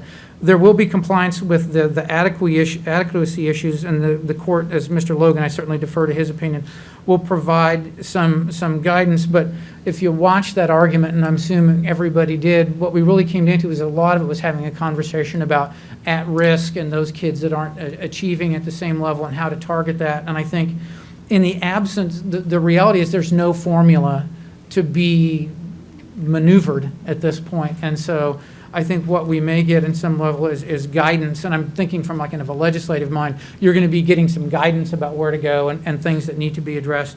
But essentially, it's going to be a pretty wide open, fair game. This is fundamentally important. Will there be able to be resources to fund a new formula? As you know, you usually can't change a formula without holding people harmless, without throwing money at people, and without making the transition as easy as possible. We do have a revenue situation in the state of Kansas and a budget issue that has to be dealt with. Those school finance, funding of schools, and tax policy, that's not your issue, but all those things are going to have to be dealt with at the same time, and you likely, I mean, this is the Super Bowl of Super Bowls for people like me who work in the political world. This is where all those things are all going to have to happen at the same time, and they all will have to happen. As Mr. Logan said, you've got to have a formula. There's no place else to go on revenue, and they're all going to come in. I have always appreciated the geology metaphor when talking about how you get things accomplished in politics, and it's time, pressure, and heat, and that's what we will have in 2017 as we go through and talk about things in the school finance formula. The legislature and the governor will write a formula. It's a political process. That's how it'll happen. Everybody's going to be actively engaged in it. One of the things that will be really interesting instead of 25 years ago is the role of social media and the input everyday people are going to have in the process. It will be inescapable. It will have to be something where we are all very clear about what we want and how we communicate with our legislators. That's something that we can't ignore. We will be talking about the equity issues in terms of funding for students, individual students, and trying to narrow that vast disparity. I think Mr. Logan talked about some of those situations where the funding in one school district is vastly different for the same kind of student in another district, and that's an equity issue that has to be addressed. And that's both from a student's perspective, from a taxpayer's perspective, and patrons of the school district.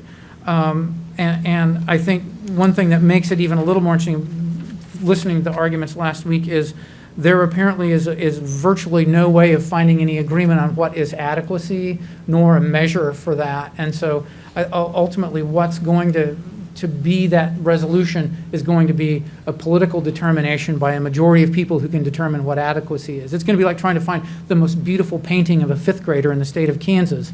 There's not going to be, there's no scientific method to reach that point, and this is going to be 63-21 and the governor at some point. There are a couple of things in the formula that we're interested, that I'm suggesting to you all would be of interest in being included in a formula from the school district's perspective, and that's what they are. Dealing with property tax issues, I think Mr. Logan talked about the first proposal out of the gate in some ways, the KASB USA bill and the property tax issues. I think there should be consideration of census data-driven poverty components that reflect real poverty. We can judge that now. We don't have to use, are you free and reduced lunch eligible? We have data, we have measures. We can go by zip code. We could probably go by school district updated on census data for poverty. At risk, we have some measures for that. We should be using those kinds of things. The formula, and I think Mr. Logan described it pretty well, the ability to raise up those high-need kids and address that equity issue or the at-risk issue that the court talked about, but complying with that doesn't tie our hands to do the other things that once adequacy is addressed, that the local components can move along in that path. I think the Rose standards should and could be drawn more clearly and more broadly in terms of what they apply to what we want. Sufficiency, I don't know that any of us want our children to be sufficient at anything, and that's part of my issue with that. I also would suggest that you all consider including in what we asked from our delegation that the special education formula should be included in the formula rewrite as well, because that's a significant financial investment. It is one where there is a demonstrable vast difference between what districts and co-ops receive to provide those services, and that should be part of the discussion as well. And then, and probably last but not least, is making sure that there's an emphasis on a per pupil basis. That's the most reasonable, as long as one is dealing with those targeted at-risk issues. I'd be happy to answer questions. I was fast, I'm sorry. A couple questions. Oh, I think I can put them together into one. Yes. So help us with what you see as the chronology or the timeline going forward. A couple of benchmarks or hurdles. One is on November 30. The governor said, give us input by November 30. There's this collection process of whoever wants to submit. Secondly, we flip the page into, well, November 8th, election, November 30 into January. I'm saying, what's your view of the chronology and the importance of each of these steps? And how can we be most helpful to you as one of our advocate team in making sure we're properly preparing and addressing each of those steps? Starting at the end and moving backward, I think it's most important for you all to have a discussion and come to some conclusion about broad outlines in terms of what we're interested in as funding components, as issues that we would like to see our delegation address. And they can be, my list is not exhaustive, it is some that I picked out, but articulating what our big picture interests are, because the technicalities of how things will be put together will be worked out by our delegation with our input. But I think formulating that as clearly and as early as possible will be helpful, because otherwise we will be very reactive to everything that's going to come out, and there will be I know of 4 school finance plans being written right now, and they're all going to be coming, and it's a matter of how will we respond to those things as they come up. So we don't necessarily have to have a checklist with boxes, but some general themes, maybe along the lines of the statement, joint statement that came out a few years, or something like that along those lines, so that our delegation knows where we are, and patrons, frankly, and taxpayers know where we are. It's really important for me to make sure that they know why we're asking for these things. It's not just to satisfy us because we're watching all that stuff. Timing and process, 30% of the House, roughly, and probably maybe more than 30% of the Senate may be new. And it is an incredibly hard thing to do, to put people into leadership positions and chair positions and start moving through the process with that many new people in the legislature, and to tackle the things that they are going to have to tackle in a 90-day legislative session. It is so fast. And I think we'll probably have lots of hearings about components of bills and parts of bills, but I don't see, I want to be really optimistic, but I can't. We will be trying to deal with a budget situation and a tax policy issue that won't get resolved most likely until after the 15th of April, when revenue estimates, the next round of revenue estimates, because nobody wants to get on the hook raising taxes, cutting budgets, or doing a school finance formula before they know how much money they're going to need, and you will not know until after the 15th of April. I think there'll be a lot of things come up and defeated, and a lot of it will be to take a measure of where people are. Tax stuff, school stuff, Medicaid expansion. I mean, there's a couple other big things that are in that mix, where people are, and then they all should theoretically come together close to the end. But you can't make those hard decisions until you know what your bottom line is. That's why you guys don't do a budget in January, you know?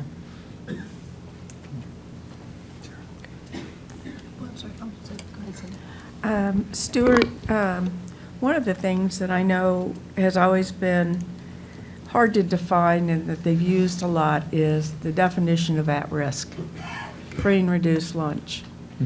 And you were speaking about getting rid of that, and how do you think they're going to tackle that particular issue? You did say there's more information available, a way to measure that.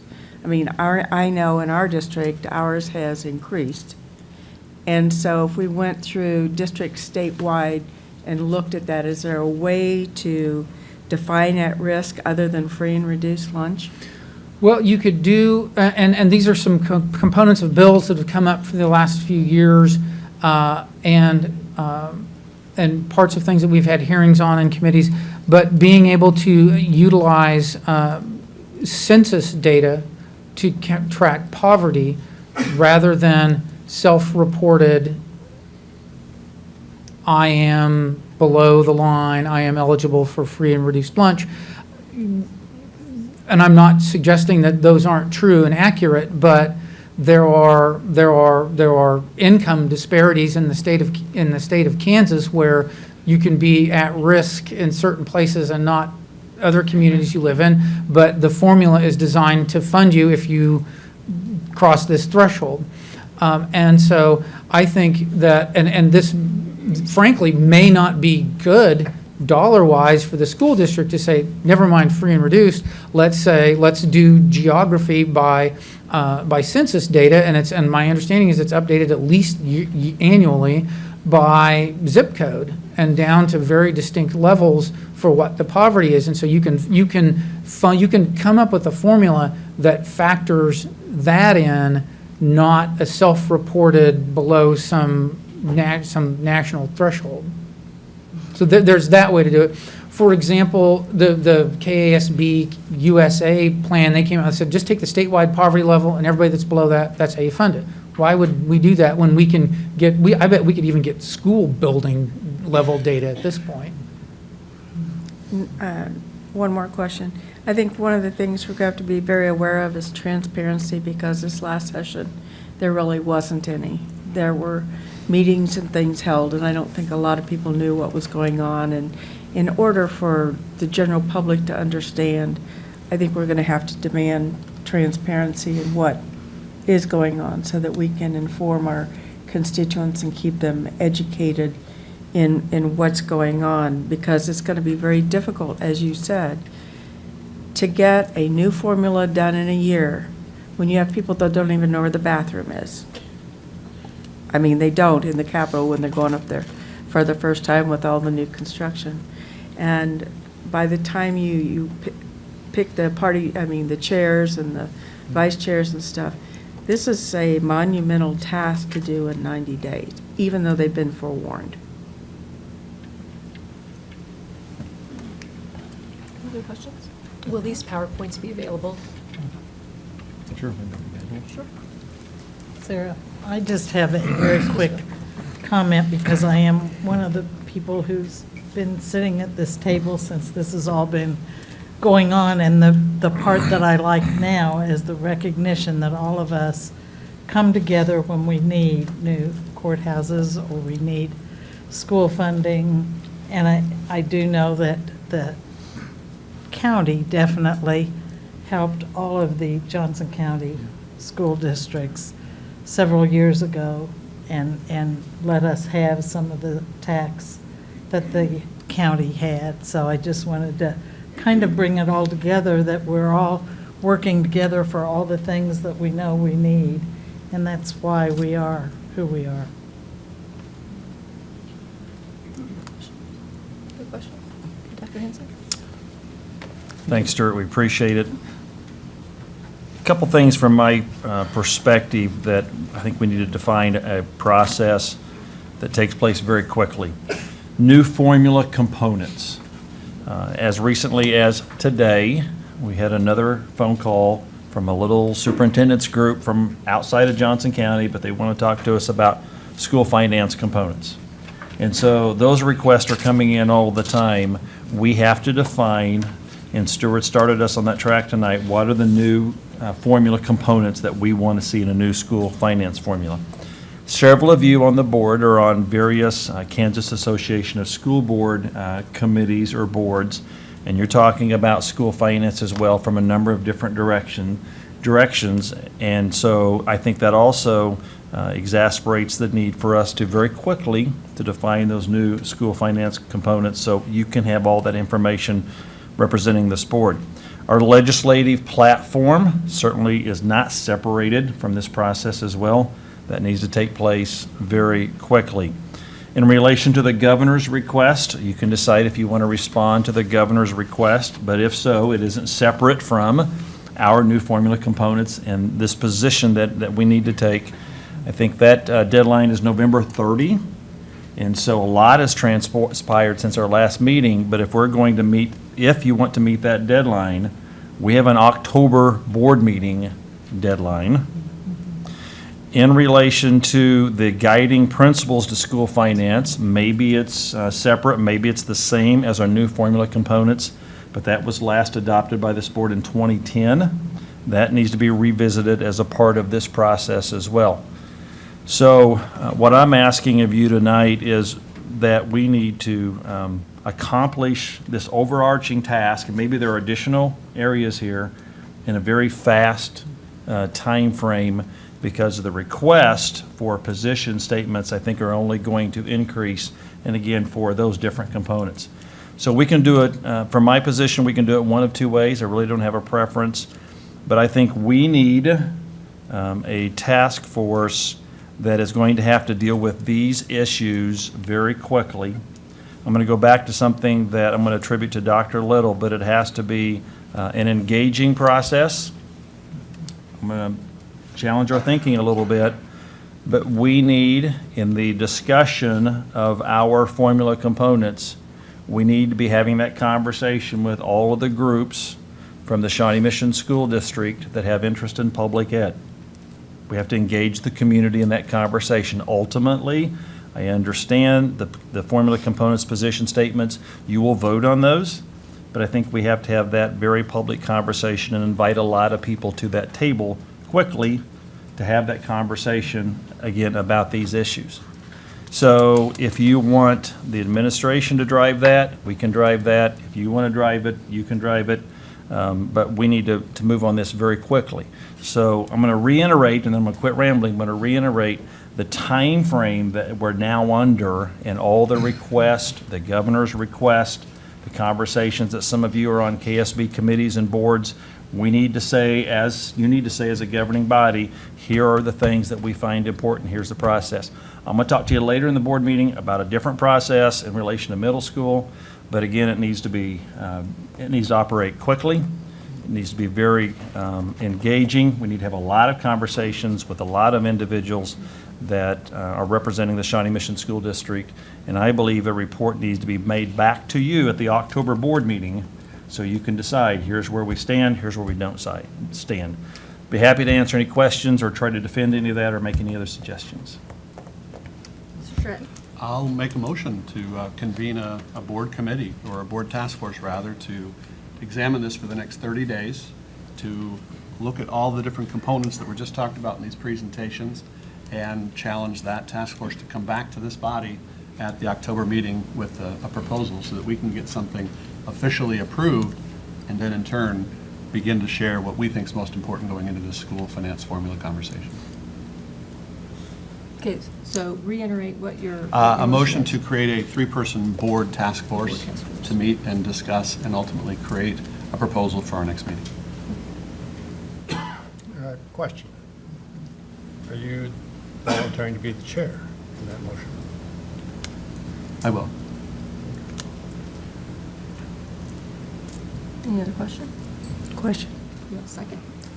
When we talked about getting community involvement with that task force, how would we have public input in this short window?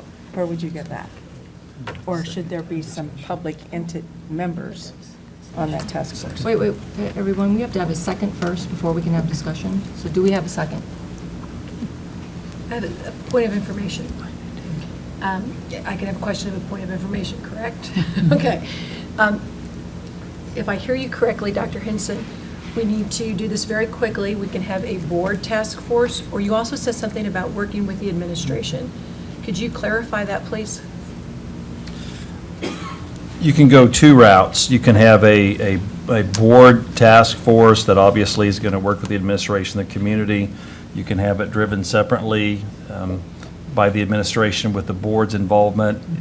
It works both ways. Because if point of clarification, if we go by Mr. Stratton's motion, then that means that is purely board-driven, and it would just be a task force appointed by the president of the Board of Education. But if there is a board members asked by the board members named to work with the administration, then that task force could be have more involvement with administrators who are already currently working in this arena. Is that correct? Point of clarification, a board-appointed task force can involve whomever they so desire. So as far as involvement of individuals, works the same. I have a different question.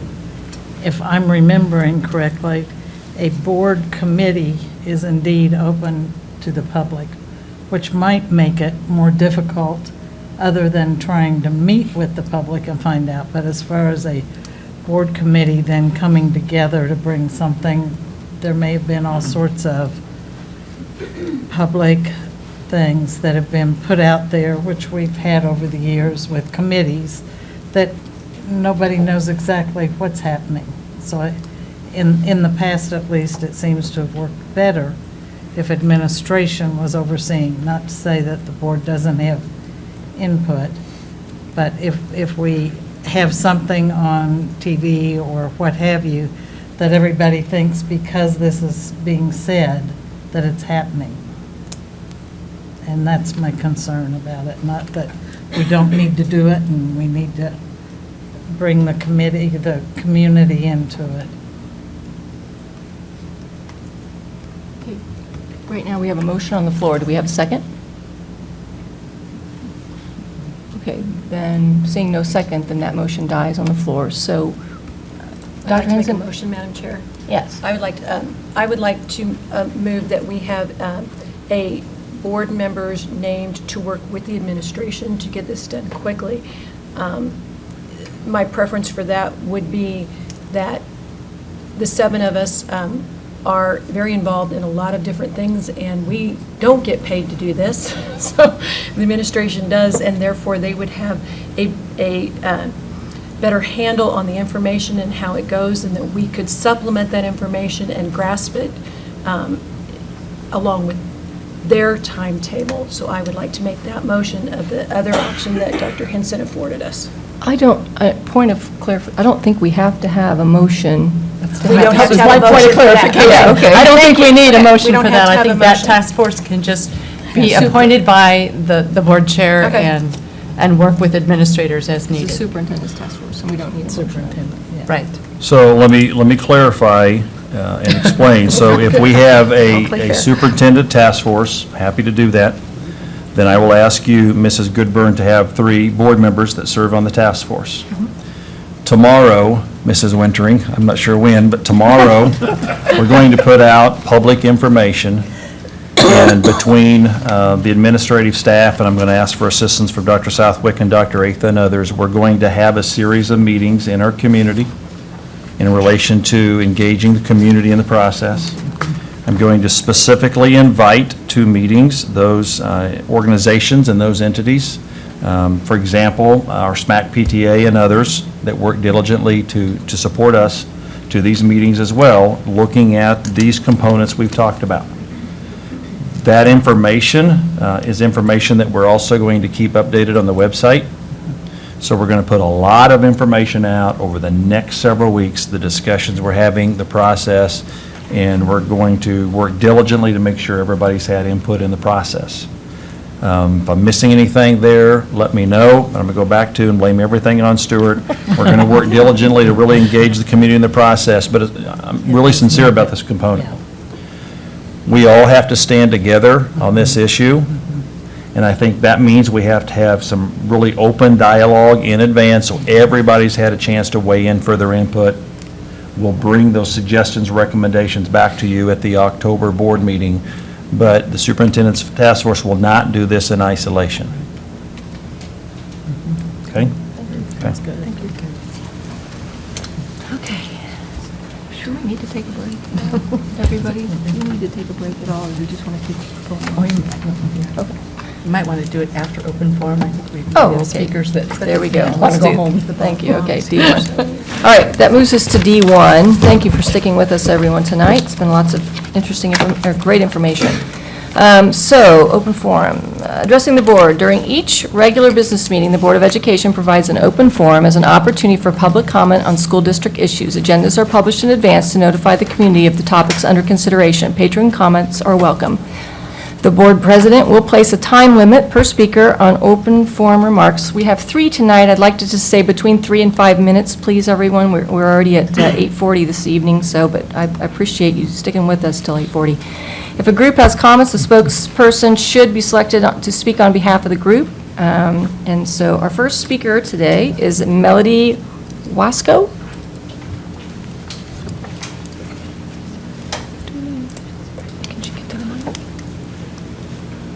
Can you get to the mic? Do we need help? Okay. Okay, so my name is Melody Wasco. I go to Oak Park Carpenter and I'm in 5th grade. I'm here because my dad told me about the recent potential changes in boundaries, and I'm walking in the homecoming parade for Shawnee Mission South and next week, and I made a sign.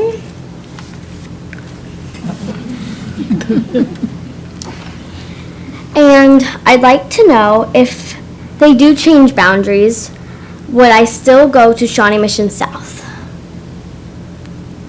You may answer that question. Yeah. Answer that question. Yes. Yes. Yes. Thank you for listening.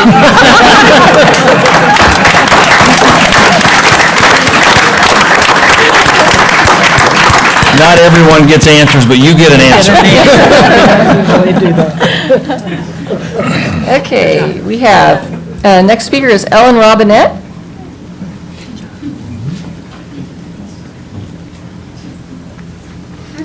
Well, this is a first for me. I have never come before you guys with anything.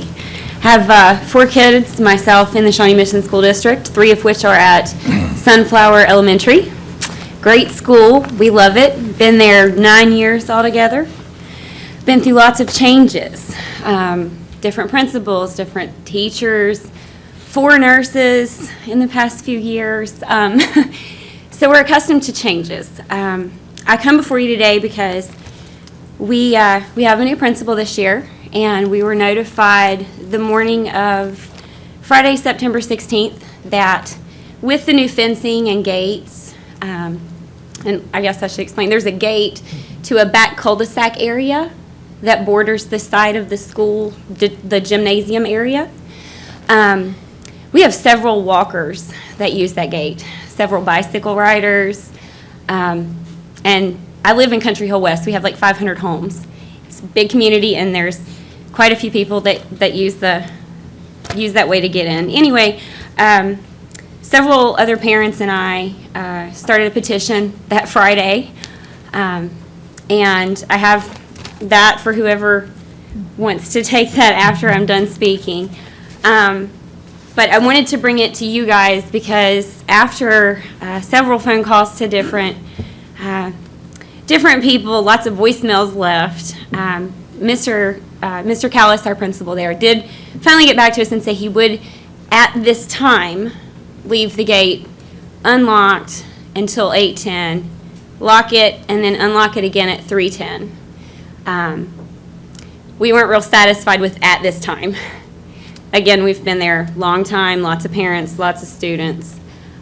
So I'm just coming to you guys to make sure that it's more of a permanent, because the main area of pickup and drop off is very congested. The alternate routes for the children to get to the front of the school would cause them to not only cross the entrance and exit area of the bus route, but also the parent pickup line exit. And then the other side, there's tons of traffic, tons of speeders. We have tons of Facebook comments from parents and people in the neighborhood that say they won't even walk their dog down that side because of the traffic. So that's what I'm coming to you guys with this evening. So thank you very much for listening to me, and I'll hand the petition off to, okay. Thank you very much for coming. Thank you. Dr. Henson, didn't that resolve itself? I believe that is correct, but I'll follow up on that. Okay, our last speaker is Lynette Anderson.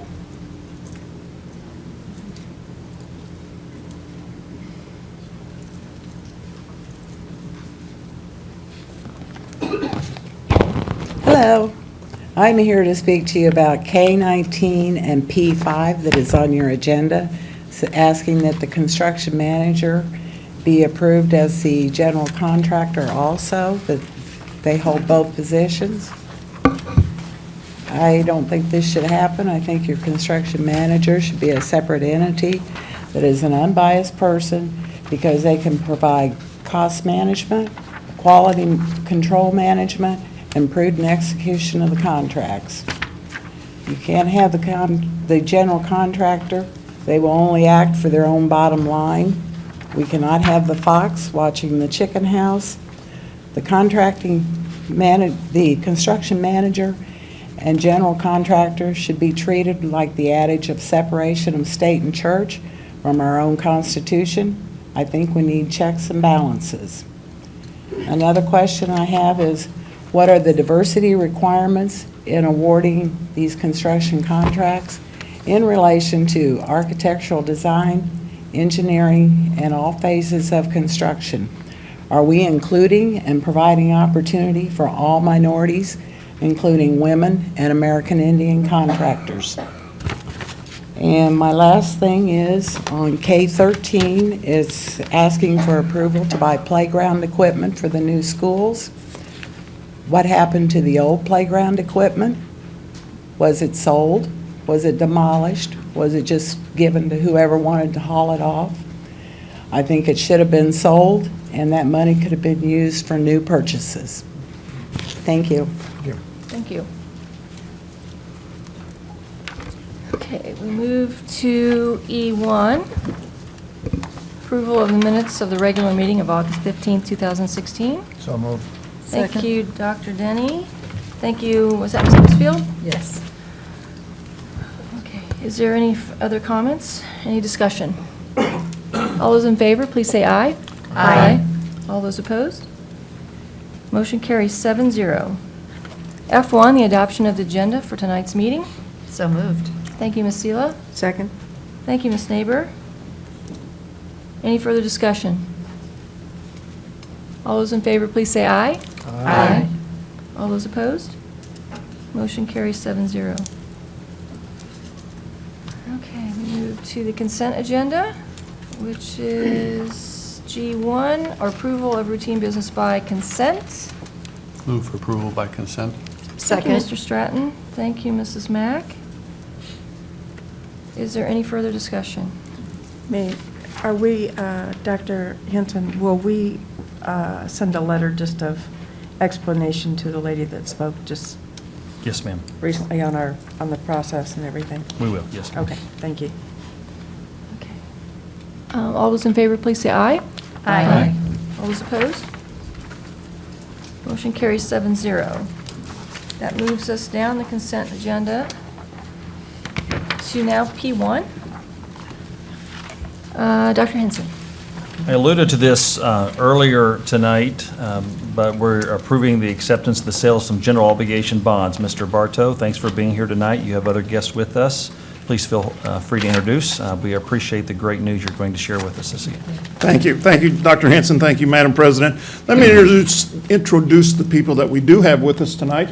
We have Bill Hess from Gilmore and Bell, John Baum, the CEO and President of George K. Baum and Company, David Ardberry, I think you know David, with George K. Baum and Company. We have Ben Thompson from Gilmore and Bell, and Kevin Wimpy from Gilmore and Bell. Roger Edgar, who's been with us in the past, is out at another meeting, so is unable to be with us tonight. But I want to take you back to Thursday morning. You know, Mrs. Hinkle, in her opening remarks, made the statement, and her statement was that we will not let the lack of funding stand in the way of educational success in the Shawnee Mission School District. And that really resonated with me, because I got thinking back to January of 2015, when this very board embraced that very statement and brought forth a very aggressive construction plan of $222 million for school improvement across the district. They went out, educated people, and the Shawnee Mission community totally embraced the idea and granted approval with 82%.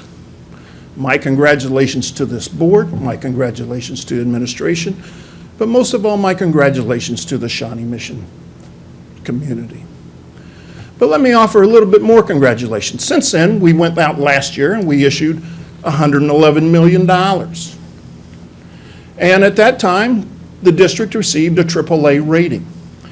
Well, as we looked at the market and we evaluated things, we decided in conjunction with Dr. Henson, Dr. Southwick, and Russell Knapp to go forth with the additional $111 million, given the status of where bonds are at this particular time. And Dr. Henson, Dr. Southwick, and Mr. Knapp did a fantastic job in working with the rating agency in confirming the AAA. And in fact, David Arterberry and I were talking today, we've always been concerned about achieving the AAA because of fund balances and things. Our concern is no longer the Shawnee Mission School District and the things that you control. Our concern has been with the state of Kansas and how the rating agencies are looking at school districts in the state of Kansas and just looking at school districts all across the Midwest. And in fact, if you start at the western edge of St. Louis and go all the way to Denver, Colorado, there are 2 school districts that are rated AAA. And that puts you in very, very, very lofty company. And my congratulations to you. That just doesn't happen, folks. That takes a lot of good work. My congratulations to you. I do have to confess, and I was chastised last year because of my English when I said it don't get any better. I lied. It do get better. We've been out in the marketplace marketing your bonds, and we have some great results. If you can imagine borrowing $111 million, and in that we had a refunding of about $41 million for $152 million. If you can imagine people willing to loan you money for 22 years at 2.75, or even envision that, that's exactly what happened. It's just unbelievable to me. And so my congratulations to you. We have a true interest cost on this bond issue of 2.75% for 22 years. We refunded a bond issue and in the 07 issue. And in refunding that, when you combine the refunding we did last year and one a couple of years before that, this Board of Education has saved its taxpayers over $21 million. That's not 2.1, that's not 210,000, that's $21 million of future interest expense because of taking advantage of the lower interest rates things. We've also structured this issue to allow for premium bonds. And the marketplace in this particular time really wants premium bonds. It gets us a couple of things. Number one, it gets us lower yields. That's why we have 2.75% and not 3 or 3.25%. The second thing it does, it allows us to structure this issue so in the future we can come back with another no tax levy increase bond issue, possibly as soon as 2019 or 20, depending on growth. But the third thing it does, it allows us to generate additional dollars for projects.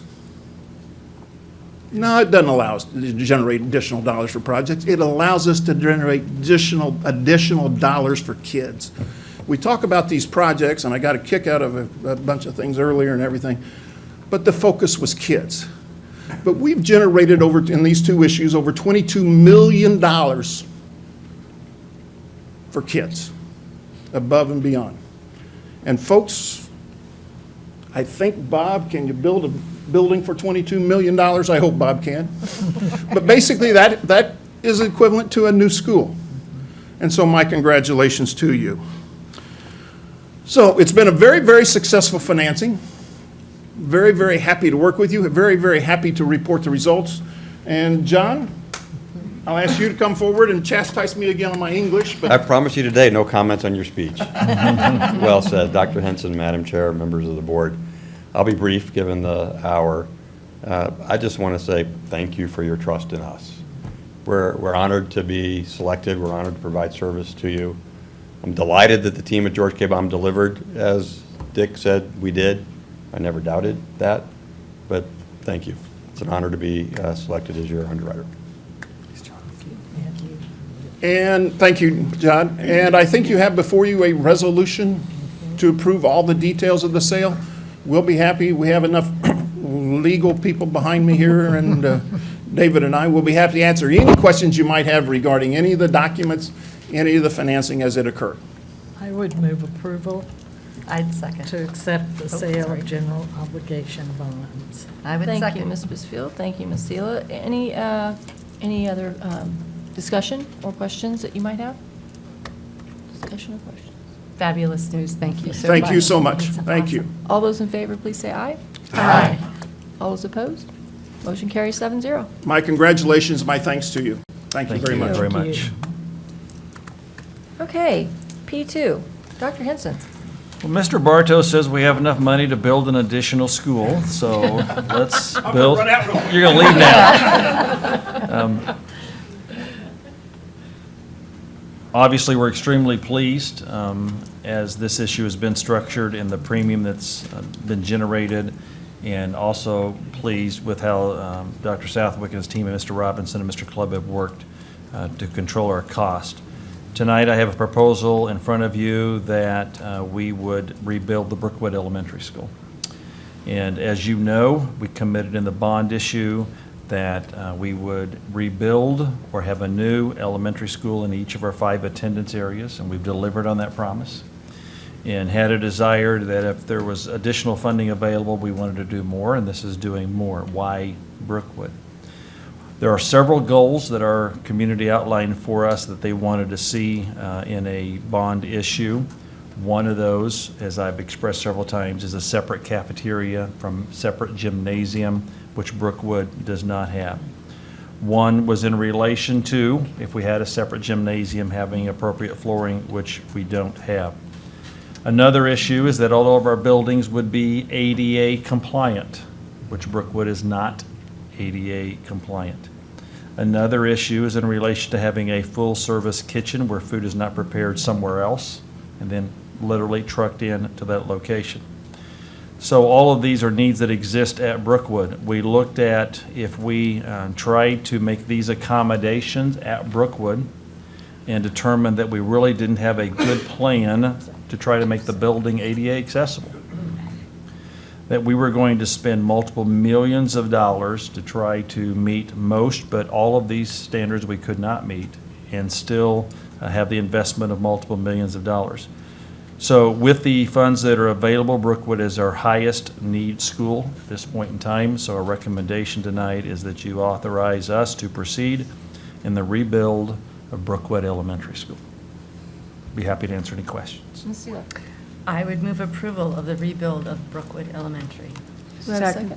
Thank you, Ms. Neighbor. Okay, any further discussion? Ms. Mack? Yes, I have a question. Dr. Henson, I understand all the reasoning behind the rebuilding of Brookwood and agree with the assessment. There were other elementary schools that have been discussed in the past, including, I recall, Pawnee. Would you comment on that, please? Sure, happy to do so. And I hate to get into this already, but I'm going to tell you we're already developing the list for the next round of rebuilds. But anyway, as we talk about that, we've identified that list. We also, through that process, identified schools that we had expended funds on in the last couple of years to make sure that we were being prudent. So if we had remodeling or renovation that occurred in those buildings over the last couple of years, we didn't want to go in and raise those buildings and then for a rebuild. So we went through that rating process of what needed to be rebuilt. A part of that was looking at, again, the funds that we'd expended at those buildings the last couple of years and wanted to make sure that we were being very prudent in that regard. Do we have other buildings that need to be rebuilt? The answer is yes, and that is coming down the road in the next couple of years. Thank you very much. I have a question. Can we rebuild on-site, or do we have to move students? We have to move students, and so if you approve this item, item number 3 is the architectural engineering services. So Brookwood, we cannot rebuild on site while the building is still in place, for example, like we're doing at Trellwood, Brookwood would fall into a Briarwood situation. So the plan would be that we would move the Brookwood population to Indian Creek, raise the building at Brookwood, build the new building, and then move the student population back from Indian Creek into the new building. And how soon do we think this would happen? So we would move. Guessing, I'm not holding you to it. You can hold us to this. We'll move Brookwood to Indian Creek starting in August. So it's an ambitious timeframe. Isn't that right, Dr. Southwick? What's new? So as soon as we can move into the new Center for Academic Achievement, or that name which we'll talk about, we'll start the changes that need to be made to Brookwood. Over the summer, move to Brookwood. You've heard me outline all the building moves. I mean, I don't know how all these folks do it, but Brookwood Elementary School will start at the Indian Creek location in August. Okay, we had a motion and we had a second, so now we need to vote. Any more discussion, though? Okay. All right, all those in favor, please say aye. Aye. All those opposed? Motion carries 7-0. You can clap now. It's okay. Okay, we move to P3, approval of architectural engineering services for Brookwood and Indian Creek. Dr. Henson. I think I failed to mention the principal will be responsible for all the issues of moving the student population and everything else. Forgot to put that in there.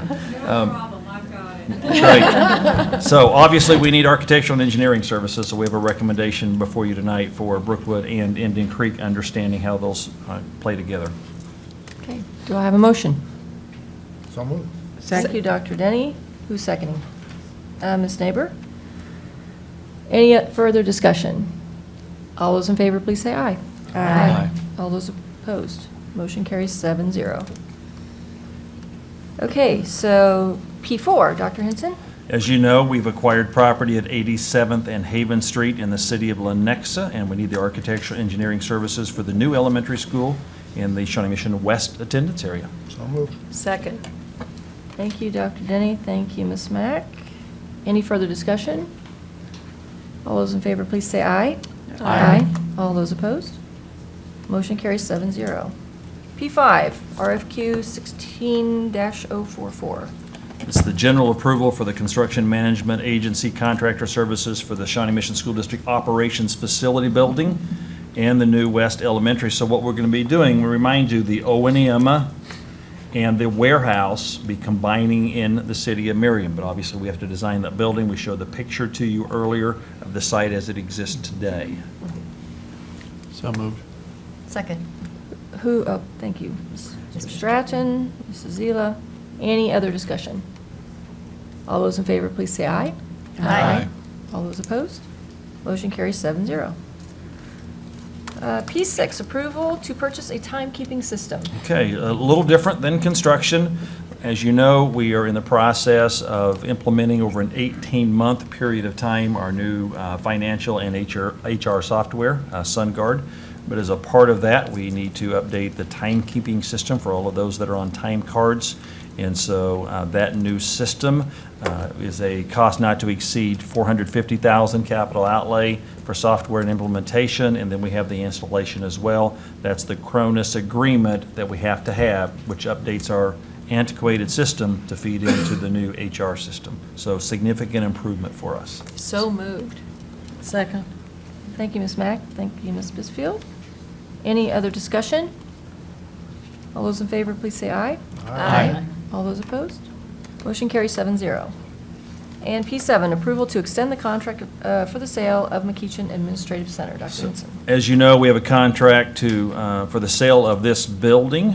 The entity buying this building needed additional time to get their plan approved by the city, which we understand from the city will be approved. And so we're just asking for an extension to the existing contract that we have in place, because there isn't anybody at fault, just a part of the process of getting everybody's plans approved, and the contract would have expired otherwise. So it's an extension of that contract. So moved. Thank you, Ms. Neighbor. Second. Thank you, Ms. Bisfield. Any further discussion? All those in favor, please say aye. Aye. All those opposed? Motion carries 7-0. Okay, Q1, Superintendent. Dr. Hinson. So under Q1 is the tax increment financing, second review. You know the process, but after our last review, we sent it back to all of our city managers for asking for additional input. We received all favorable responses from our cities in that regard. We did not have any concerns that were expressed by our cities. In fact, we had very significant input, thanking them for involving them in the process again. So we have the revised TIF policy that we're bringing to you for approval tonight. I will mention to you that we don't have any pending TIF proposals in front of us. We will have one or more in the near future. I'm not sure what near means, 3-6 months. We don't know the answer to that question. But this is the revision after all the input. Mrs. Goodburn. So moved. Ms. Neighbor? So You moved. Okay. Do you have a second? Ms. Sela? Any further discussion at all? I would, yes, I would like to compliment the administration for listening to the municipalities. The discussion that I felt was robust over this policy, and well done. This is a good policy, and I'm excited that it will be in place. Well, thanks to Dr. Southwick for really leading the charge and spending a lot of time on this endeavor, Mr. Logan as well. So I would be happy to answer any questions, though. But Any other discussion? Well, my comment would be that I concur that this process was, I would call it deliberate and necessary. As we heard from the presentation by the representatives from the county, we all need to work together. And I was very pleased to see some representatives from our state legislature here today, because in the end, we're all intertwined in this decision-making process. I'm pleased with this because it provides a set of guidelines for a conversation and for a collaboration with each of the taxing entities. So I too concur that I'm pleased that this is the outcome from almost a 6-month process. Any other discussion? All those in favor, please say aye. Aye. All those opposed? Motion carries 7-0. Okay, R1, we move to action from the Board of Education, the election of a delegate to the KASB convention, which is in early December in Wichita, I believe. Ms. Mack? I would like to move that Deb Zila be our delegate to the KASB convention. Second. All right, thank you, Mac. And thank you, Dr. Denny. Ms. Mack, I guess we better ask you if you're willing to do this. I am willing to do this. You're going and you're willing Yes, to do this? I will be there. Yes. Okay, all right, well, perfect. Any other discussion? All those in favor, please say aye. Aye. All those opposed? Okay, motion carries 7-0. Okay, reports to the board, S1. This is the middle school task force. Dr. Sumner, if you would join us at the microphone tonight, former middle school principal, now Assistant Superintendent of Human Resources. I want to remind you the focus of this task force is looking at our 6th graders and that middle school grade configuration. The task force is not charged with looking at building assignments, those type of issues that might arise. The assignment of the task force is 6th graders, what's best for our kids. Is the current grade configuration appropriate? Is there a different grade configuration that's a little better? So, Dr. Sumner, tell us what you're going to do. Sure. Well, I'm going to keep things very simple this evening for one. But thank you for the opportunity this evening to share very briefly with you the process by which I think we're going to continue to explore the question that Dr. Henson just mentioned. Are we serving our 6th grade students in the best possible manner today under current practice? And it's not a loaded question. It's one we fully intend to analyze and discuss from a number of perspectives. It's something I'm very excited about with my background in middle school and working with students in 6th grade and beyond. It's one that we will use a group of people to investigate. While I'm excited, trust me when I tell you that I fully understand that this has already become a very hot topic. But as I consider the question before us, this question of how and when and where we meet the needs of these unique students, it seems to be a perfect fit with our district's commitment to continuous improvement. That it certainly benefits all of us when we question current practice, not for lack of satisfaction or lack of success, but more so for growth and development and continued pursuit of excellence. And that's what I think this committee will be charged with doing. Perhaps we will find that current practice is fantastic. It is, in fact, the best way for us to meet the needs of these students. Perhaps we will find that there is a stronger avenue for us to address the needs of these students. Either way, kids win, right? No matter which response we come to, if we handle the process and the discussion and the determination in an appropriate kid-focused manner, kids win. I think the challenge for us will be the process itself, in that we respect all the adult perspectives, but in the end, make a determination that is completely student-focused. And we will make sure that we operate a process that does just that. We want to hear every question. We want to hear every concern. We want to provide as much information as we can so that we provide you with information that guides us towards the best possible opportunity for students. And no one, and this point beyond anything should be understood, no one is saying that's not happening now. The question is, can we substantiate it? Is there something more we can do? We may find that there are new practices to consider that don't involve a change in configuration. We may find that a configuration change is warranted, but we don't know yet. So we'll start to take next steps. So while I am excited about the process, I'm glad and fortunate that I don't have to do it alone, of course. Already we've selected a group of colleagues here within the district to join me in this process, and soon we'll be inviting patrons to work with us as well. This group collectively has over 60 years of experience working with sixth grade students. These are folks who know kiddos at this age. Collectively, this group also has over 120 years of experience in middle school work as well. And that's in a variety of configurations within middle school, everything from the 7-8 configuration we have now to 6th through 8th grade middle school configuration, 7-9, which is the old junior high model. We also have a number of years of 5th through 8th grade middle school configuration, and even some in 4th through 8. So I think we have a vast range of experiences professionally, but again, this decision can't be harnessed only by what we know as professionals. It has to also take very seriously into account the perspectives, the wishes of the community. And certainly I know you will represent their wishes very strongly as well. So as far as next step goes, we're going to continue to finalize the process outline for the process itself. We're going to work closely with our building principals and parent groups at the building level to secure patron participation. We're going to gather feedback from those who are asked to join us in the process so that we can build agendas for meetings. We're going to conduct sessions, of course, updating you all along the way, and then finally share findings with you and see where we go from that point. That's all I have for you this evening. Much more to follow, of course, but I'd be happy to answer any questions you have. Yes, ma'am. Mr. Mack? Time frame? I know it. It's Thursday too soon. 9/12. It's Thursday. No, you know, we begin, we would like to have the process outline complete in October.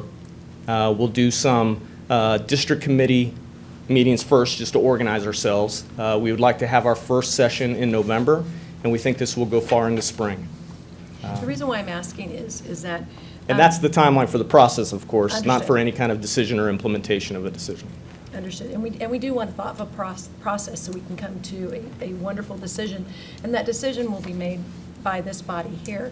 The first time, when the first task force was convened, we were asked not to attend the meetings so that we could listen to the task force report. So we didn't necessarily get to hear what the patrons Sure. were saying. Do you anticipate that as well again, that we would not attend so that we can listen to what you all have to tell us? I think that approach is really solid in that phase of the process. Okay. As we now extend the discussion and maybe get into some sharing of additional and maybe deeper information specifically related to our district and not just research, I think it would be more than appropriate for board members to attend at their convenience. We want the process to be as open as possible. You know, I worry sometimes that when we take on questions like this one, people feel like the answer is already hidden somewhere. And I assure you, it is not. No one wants to spend time searching for an answer that's already available. This will be a quest for serious discussion and deep exploration of all possible opportunities for kids. So is that how you would explain that now we're going to actually dig deeper and we're going to look at how the previous information and research could have an impact specifically on our district? Yeah, Is that what I heard I you think that's a saying? fair way of describing what we hope to do. Of course, we'll continue to draw on research, but while research is important, it doesn't necessarily speak to our reality. I think we can use it as a guide. I think we can use it as a barometer to what exists in other places, but we want to build something here that's right for us. And so I think we have to keep that in mind. It's another thing to consider. It shouldn't be a driving force. At the end of the day, we're going to serve kids really well. So this, for me, is a decision between good and better. There's not a bad answer here. I fully believe that. And I know there's a lot of passion wrapped up into an issue like this. And I love passion, right up until it clouds your ability to be reasonable and see the greater good. And so we're going to have to understand that up front and combine the message of we want to hear what you believe and what you think with, but we also need you to listen to some other things too. Thank you. You bet. One of the things that I want to make sure that that we're all clear on. So as Dr. Sumner and I talked about kind of, the chronological order and the process, it was one of those aha moments. So why should we dictate the process to those that are going to serve on the task force without their input? Right. And so we'll come back to you in October with an update really on the process. We want to make sure that those serving on the task force have had input into the process. Does that make sense? Yeah, and Dr. Henson's creation of this task force was, very well timed. I mean, it is an emerging issue for us to discuss. It comes at a time where we're ready to take this on as part of that continuous improvement initiative. But I almost feel like maybe the name of the task force itself gets us off track a bit. I don't think this is the middle school task force. I think this is a commission for how to serve sixth grade students. It may be middle school, it might not be. So I want to, again, be clear about the messages. We're answering a question here. What is the best manner in which we can serve sixth grade students? Yes. Two quick things. One is, I took another look through the report that was provided by the previous task force. It was very helpful. And I saw no mention of early childhood. Can I encourage you to explore the effects of early childhood in the conversation of where that is best presented as we look at approving a new building tonight and the buildings of the future? So I add that to your task. I think that's an excellent issue to bring forth, because I think once we answer the question about sixth grade, we have to pair that response to the ripple effect it has throughout the organization. And then when you consider all those things as well, you really have to go back to the original question and say, knowing now that this answer comes with this effect, is it still the preferred response? And so you can't address this issue in isolation of other issues. So I think your point's exceptionally well made, and we will. Okay. And the second piece is, to piggyback on Mrs. Mack's question, do you envision board involvement at different places or just kind of an open invitation? Do you envision any board members on the task force? Would certainly welcome that. We certainly have room and opportunity for that to occur. I would say that comes down to a decision at your level and an interest and willingness to do so. We're happy to involve any voice obviously to a limited degree. We don't want a task force of 60 people because I think it restricts productivity. What we want is we want people who agree to be a part of this to also accept the responsibility to be a voice for others. That while the committee may not be 100 people strong, we should certainly be inclusive of thousands of voices as we meet. We do that by having representatives. And if a member of the board would like to represent their community or this unit, I find value in that, of course. Thank you. Yes, sir. Any other questions? Okay. Thank you, Dr. Sumner. Thanks, guys. Dr. Sumner.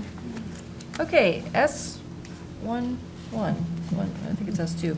Okay, the naming of the mascot and school colors of the new Shawnee Mission West Area Elementary School. Dr. Henson? We bring to you tonight three proposals, names for the Shawnee Mission West Attendance Area Elementary School. Dr. Hubbard worked with the students and adults from all of the schools in the West attendance area. And at this point, they've generated 3 potential names. It's not before you before action tonight, but we'll highlight this tonight. We'll bring it back to you in October. Certainly, if other individuals or entities want to provide additional names, they may email the board clerk those recommendations. But we're going to put these out publicly tonight. Lenexa Hill Lions, of their colors of royal blue and gold. The Lenexa Park Wolves, black and Kelly green. And the Osage Park Bison, the royal blue and orange. And so a lot of, I'm going to call it fun, of interest of students at various grade levels, really kind of talking about, well, what should the real name be? So these are the 3 that we have recommended from all of our students and adults in the West attendance area. We'll put these out publicly, and if individuals want to add additional names, they can certainly do that, and we'll bring it back to you in October. We will also bring to you some of the historical perspective, which is quite interesting, of some of these names as well. So question on the West Elementary name recommendations at this point. Any questions? I have one, Dr. Denny. I am interested a little bit in some of the historical perspective. Yeah. Having served on the Lenexa Park Board for 25 years, I've not heard of Osage Park. So I'm not sure where that came from, but I would be interested in knowing. Things like Lenexa Park, we have named things Lenexa Park in the past as a placeholder for things like Buffalo Meadows or Blackhoof Park or things like that. So that to me kind of sounds like a placeholder rather than a name. So I'll have some interesting thoughts. You will be amazed at some of the research that's been conducted by the students. That we will learn some. But we'll bring that to you in October. Again, take suggestions, but ask you to vote to name the new West Elementary in October. So be prepared. The naming of the new administration building, Dr. Gilhouse worked with students in the signature program. We have possible names for the new building, and so they are varied. We have Acceleration Campus, Shawnee Mission Extended Campus, the Achievement Center, the Academy for Achievement, the Acceleration Center, SMART, the Shawnee Mission Academy of Research and Technology, the Shawnee Mission Innovative Campus, the Innovative Achievement Campus, the Shawnee Mission Central Campus, and the Shawnee Mission Campus for Innovation. So those are the names that have been presented at this point in time. Certainly, we would welcome additional names as well. We'll lengthen that list, but we'll bring this back to you at the October board meeting. Remembering, as you think about a name, the majority of the square footage will be used by students. The building has been designed for community use as well. We will have administrative services as we consolidate those services into this building. So it will be a true mixture of administrative purposes and classrooms for student use, with the majority of the square footage for student use. So those are the names that we have at this point. If you have additional names, certainly anybody can weigh in, and Mrs. Wintering would be more than happy to collect all of those names. So you already have a long list to choose from. We do. I wish you well in your endeavor. There will Thank not you. be an administrative recommendation. We'll just wish you well. So anyway, that'll come back to you at the October board meeting as well. But it's exciting. Honestly, selecting a name, it's always difficult. It really is. Always difficult. So Mrs. Goodburn will bring that back to you at the October board meeting, and you'll have the naming of those 2 facilities. Happy to answer questions about those name possibilities. Any other questions? Okay, we're going to move to T1 board comments then. Anybody have anything to say? Dr. Denny? I would move that the Board of Education recess to executive session in order to discuss matters relating to employer-employee negotiations. And the meeting will reconvene at 9:55. 30 minutes to 10. And no further business will be conducted following the executive session. Second. Thank you, Dr. Denny. Thank you, Ms. Bisfield. All those, any other discussion? All those in favor, please say aye. Aye. All those opposed? Motion carries 7-0. Thank you, everyone, for attending. I am going to the restroom. You can go home.